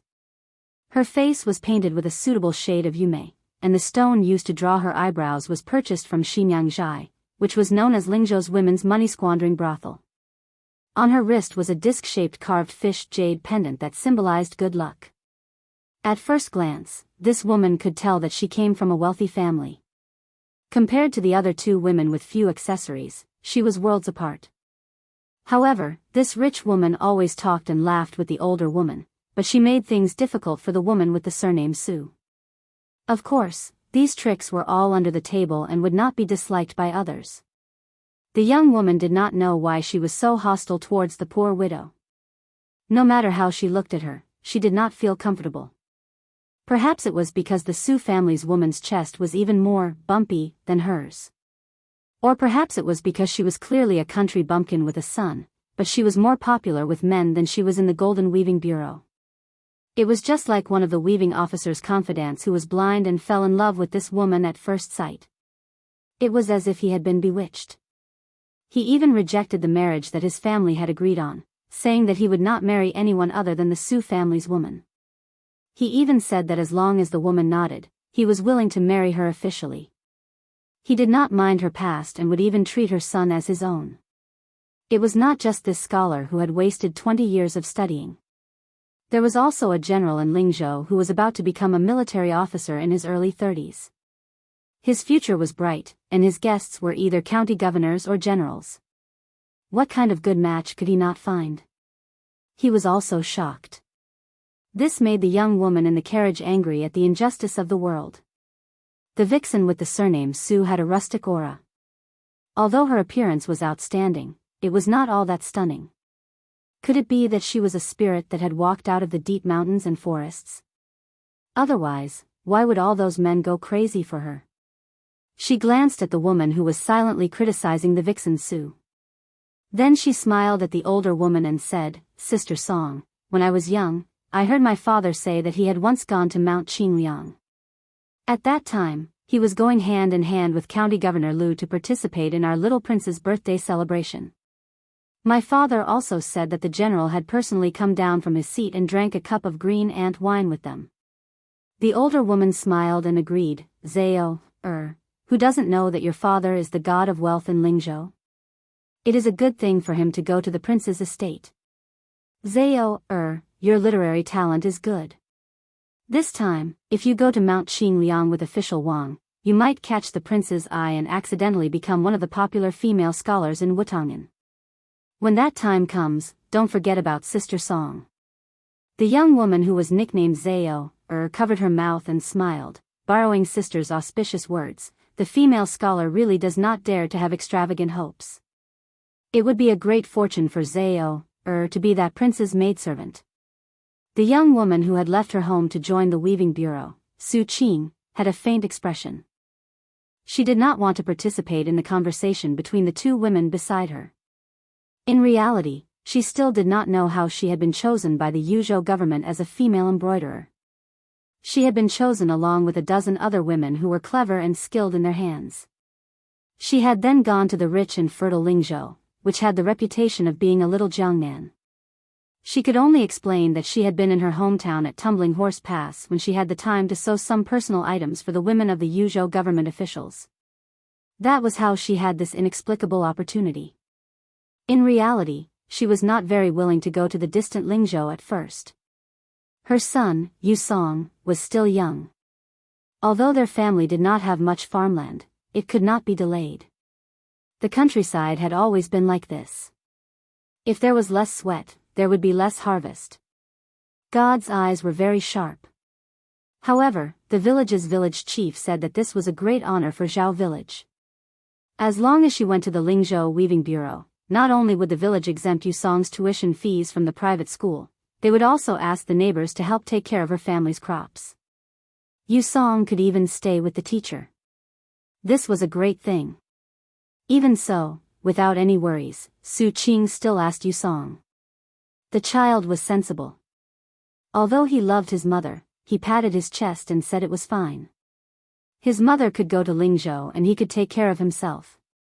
He also promised that when his mother came back, he would be able to recite the 300,000 by heart.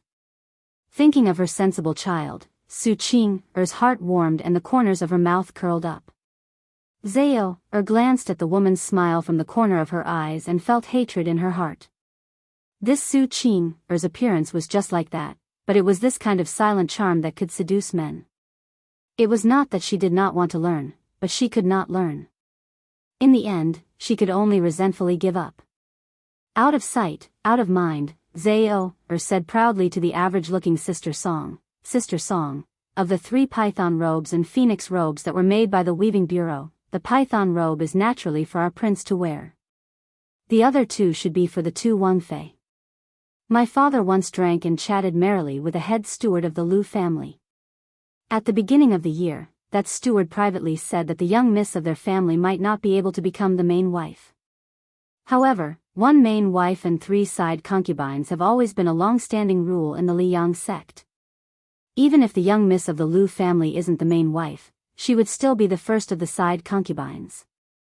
The young miss of the spring god Lake Wang family is ranked behind her. Sister Song, it's fine if you've heard this before, but you can't tell anyone else. There will be big trouble. The older woman knew that no matter how small the matters of the imperial family were, they were still more important than the monstrous matters of the common people. How could she dare to carelessly gossip about such a secret? Hearing this, she was startled and became even more respectful towards Zhao, who was technically her subordinate. She thought to herself that in the past, she would occasionally put on airs in front of Zhao. On this trip to the prince's estate, shouldn't she be a little more careful to mend the pen after the sheep were lost?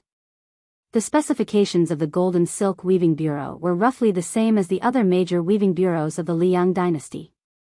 Among the 3 major workshops, other than the silk machine room, the other 2 workshops were exactly the same. There were more than 600 people in total, and more than 400 looms, such as her, who were registered in the weaving bureau, and temporary residents like Su Qing, who were recruited temporarily. The chief weaving official, Wang Lifting, was said to be the new Prince Liang's favorite. She didn't know whether this was true or not, but the local yamen of Lingzhou and the Fish Dragon gang didn't dare to not give Lord Wang some face. As a result, the weaving bureau was able to obtain benefits from both sides. This made her, a small official in the silk workshop, feel honored. She was no longer like before, when Li Shifeng was in charge of the weaving bureau, where no one cared about him or loved him. The reason why she didn't ostracize Su Qing like Zhao was because she had a secret hidden in her heart. She had once seen Lord Wang reprimanding someone in a secluded place from afar. It had to be known that the person being reprimanded was a military officer who held half of the county's military power. The military officer's son, who had an excellent reputation, was slightly older than Lord Wang. At first, he wanted to retort, but after Lord Wang said something, she saw the military officer's expression change drastically. When the military officer, who usually walked with a swagger, left, she looked like a frosted eggplant. She felt like she had lost her soul.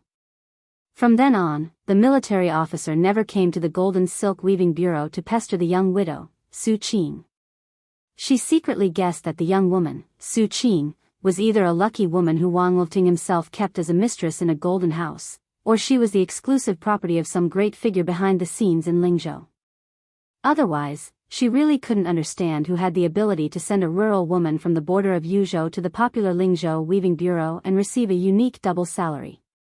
The key was that Su Qing still didn't know the truth. She always thought that she was treated the same as other female craftsmen. Chapter 1246. Su Qing, who was sitting upright and still, took advantage of the time when the two women were chatting to sneakily stretch out a finger. Her fingertip lightly brushed across the sandalwood box. It was only after she entered the weaving bureau that she learned that there were some pieces of wood in the world that were more valuable than human lives. She had never understood the ways of the world. She thought that after completing this task, she would muster up the courage to speak to the master swordsman in her silk workshop, and ask if she could take a leave of absence to go home and see her children, and check on the harvest in the fields. For some reason, Su Qing thought of the clothes in the 3 boxes. It was really shocking. When the master had finished, he had said to Weaving Wang that according to the normal process and manpower of the Jiangnan Weaving Bureau, not to mention the 3 boxes, just the python robe that the Prince of Northern Liang was going to wear would take 3 years. Moreover, they might not be able to do it better than the Golden Weaving Bureau. Su Qing had no doubts about this. She had personally participated in the process and knew better than anyone else how difficult it was. There were dozens of people involved in each process, from the master to the lowest craftsman. Almost everyone had to work for more than 16 hours a day. Therefore, the weaving bureau was brightly lit every night. Her hand had been pricked hundreds of times before she lost count of the number of times. That python robe, which came from the dragon painting master, had 9 sketches. Each one was lifelike and intimidating. She had only seen the one that had been selected. She didn't even dare to look at the python dragon in the painting. She only felt that it was on the verge of spitting out clouds and smoke from the sketches. Su Qing was one of the many gardeners. This python robe was the most precious makeup flower in the Yunjin brocade.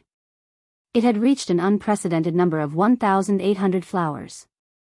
Furthermore, if one was picked incorrectly, the entire effort would be wasted and they would have to start all over again. Previously, there was a female craftsman who had a good relationship with Su Qing. Because she picked incorrectly, Weaving Wang, who had rushed over after hearing the news, had ordered people to beat her to death. At the time, Su Qing did not care and pleaded for mercy for her. She only did what she could and left the rest to fate. Unexpectedly, the female craftsman escaped the disaster, but she also lost her position as an official craftsman and was expelled from the weaving bureau. The clever Su Qing had made an exception for the 3 pieces of clothing. In particular, the black robe embroidered with golden pythons had 18 golden pythons. After it was completed, it was truly a rare noble item in the world. Even a village girl like Su Qing, who considered herself ignorant and inexperienced, dared to say that other than His Majesty, who sat on the dragon throne in Great Peace City, there was no other king in the world whose python robe could compare to it. As for the 2 pieces of the future king of Beiliang's wedding dress, Su Qing did not have much thoughts. She was not like Zhao, who would be swayed at first glance and fantasize about how good it would be if she herself wore it. The caravan drove straight in and arrived at the foot of Mount Qingliang. Wang Lifting felt relieved. This time, there were more than 20 people accompanying the weaving bureau, but not everyone was lucky enough to enter the royal residence to broaden their horizons. There were 3 carriages, 3 chests, and 3 pieces of clothing. In each carriage, there were 3 female craftsmen guarding the red sandalwood chests. Wang Lifting had already planned that each carriage could only have 1 woman to try on the clothes for the king of Beiliang and the 2 future princesses of the Lu and Wang families. The python robe was undoubtedly of the utmost importance. The female craftsman called Situ Huazhao had her father use countless favors and a full 6,000 taels of silver to beg an expert to help her. Wang Lifting smiled coldly. She wanted to dress the king of Bailiang with just this? After Wang Wolfting dismounted, he called out the names of the 2 carriages that would be responsible for carrying the chests into the residence. The 2 women who were called out were so excited that their eyes immediately filled with tears. Their family backgrounds were clean, their appearances were delicate, and their personalities had always been honest. They were definitely not shrewd women who would do something superfluous. Wang Wolfting was very confident in them. Then, on the side of the first carriage, Wang Wolfting, the Lord of Weaving, looked meaningfully at the unknown Su Qing. He extended a finger and pointed at her, but did not say anything else. Su Qing was stunned on the spot. She had always thought that Situ Huazhao, the proud daughter of heaven, would be the one to try on the clothes for the young king of Bailiang. She had never thought that it would be her. For a moment, she was at a loss. Wang Wolfting frowned. If it had been anyone else, he would have been furious. But since it was her, Wang Wolfting was unusually patient. He glanced lightly at Su Qing and stopped to wait for her. The reason for this was because Wang Wolfting knew more. This young widow's background was very simple, but the man behind the scenes who had single-handedly sent her into Wang Wolfting's territory was someone that even he, the head of the Golden Weavers, could not afford to offend. Yozhou's General Huangfu Cheng. This man was truly worthy of being called the king of Bailiang's trusted aide. Wang Wolfting, compared to this man who was famous for his ruthlessness in Bailiang, was willing to concede defeat, whether in terms of the maturity of his official cultivation or the degree of his viciousness and mercilessness. Wang Wolfting had always thought that the young widow at Tuma Pass in Yanji County was the woman that Huangfu Cheng had taken a fancy to. Thus, he did not hesitate to pinch his nose and treat her with courtesy. Wang Wolfting naturally did not know that when the Yuzhou general saw this young widow, he did not dare to be the slightest bit rude. Su Qing braced herself. She carried the not-so-heavy sandalwood chest and followed the crowd into the prince's residence in a muddle-headed state. Along the way, Su Qing forgot to take a look at the world-famous Tide Hark Lake. In the past, when people in the weaving bureau talked about the lake, they would always be full of longing. They would use hearsay and exaggeration to describe the scene of thousands of carps swimming in the Tide Hark Lake. Wang Wolfting slowly ascended the mountain. First, he brought the 2 chests to the entrance of 2 elegant and quiet courtyards. Finally, under the lead of the head butler, he walked to an extremely inconspicuous courtyard that was even higher up. It was not Wutongan. It was the residence of the old Prince Liang, Su Shao. Even the mentally tough Wang Wolfting was shocked. Wang Wolfting let out a long breath and whispered, "Su Qing, do things cleverly and naturally. If you are really nervous, I can let you stay outside the courtyard for a while. You can go in when your limbs are not stiff." Su Qing's face was pale. She hugged the chest. After hearing the weaving bureau's words, she became even more nervous and showed signs of tears. The person inside was the king of Bailiang. She had never even seen a high-ranking official like the county magistrate in her life. How could she not be nervous? Wang Wolfting looked at her uneasiness and felt a little vexed. If she had known earlier, she would have let Situ Huazhao carry the box. In any case, that woman's ambition was not small and her courage was not small. She would not be so timid. As for her uneasiness, it was nothing in this mansion where the father and son of the Liang dynasty had different surnames. The head butler leading the way was still smiling. He did not even have the slightest intention of urging them.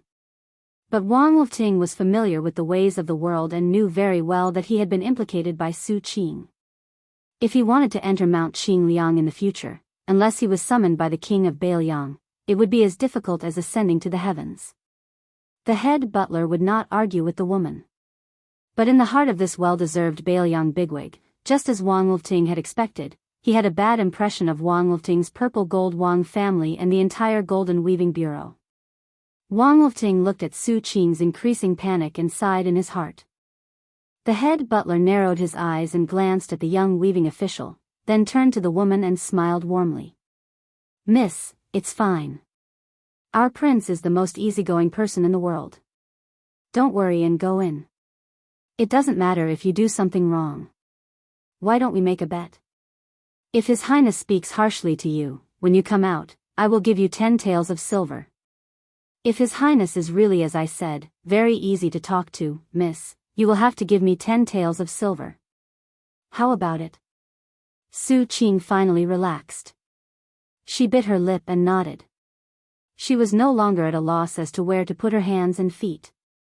The head butler smiled and helped push open the courtyard door. He waited for her to step over the threshold before gently closing the door. Then, Su Qing saw the back of a young man standing alone under a loquat tree that was still green in autumn. The loquat tree was lonely. He was also lonely. Su Qing was stunned.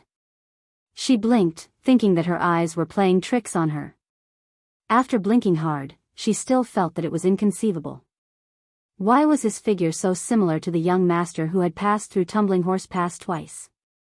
That person turned around. Su Qing immediately felt relieved. But when she saw his eyes, she was on tenterhooks. Their appearances were not the same person, but their eyes were too similar. Su Qing was completely stunned. She knew that the young vassal king in front of her was destined not to be that person, but at this moment, she thought of that person at an inappropriate time. She really missed him. Little Miss Su Qing knew that she should not be like this, but she was like this. Su Fengnian was also stunned for a moment, but he quickly figured out the reason. It was definitely Huangfu Cheng's superfluous action. But since it had come to this, he did not want to say anything more. Walking in front of her, he took the chest and said indifferently, "This king can wear his own clothes. You just have to wait in the courtyard. After the time it takes to burn a stick of incense, leave. Tell Wang Lilting outside the door that this king said that the python robe was not bad. Also, tell him not to be in a hurry to leave the mansion." Su Qing nodded blankly. He did not know if she understood. Su Fengnian turned around and smiled. As he was walking up the steps, he suddenly heard a timid shout from behind him. It was definitely the most courageous shout the woman had ever made in her life. "Young Master Su." He did not stop walking. Her face was red, and she was sweating profusely. A few strands of hair stuck to her cheeks. She raised her arm and secretly wiped them. She smiled happily. It was not him. It would be good if it was not him. If it was not him, they might meet again. She still owed him money. He said it was 1,500 taels of silver, and she had to pay it back in 50 years. She was not willing to admit that she agreed to go to the Golden Silk Weaving Bureau because she heard him say that he was a scholar traveling in Lingzhou. Inside the room, the light was dim.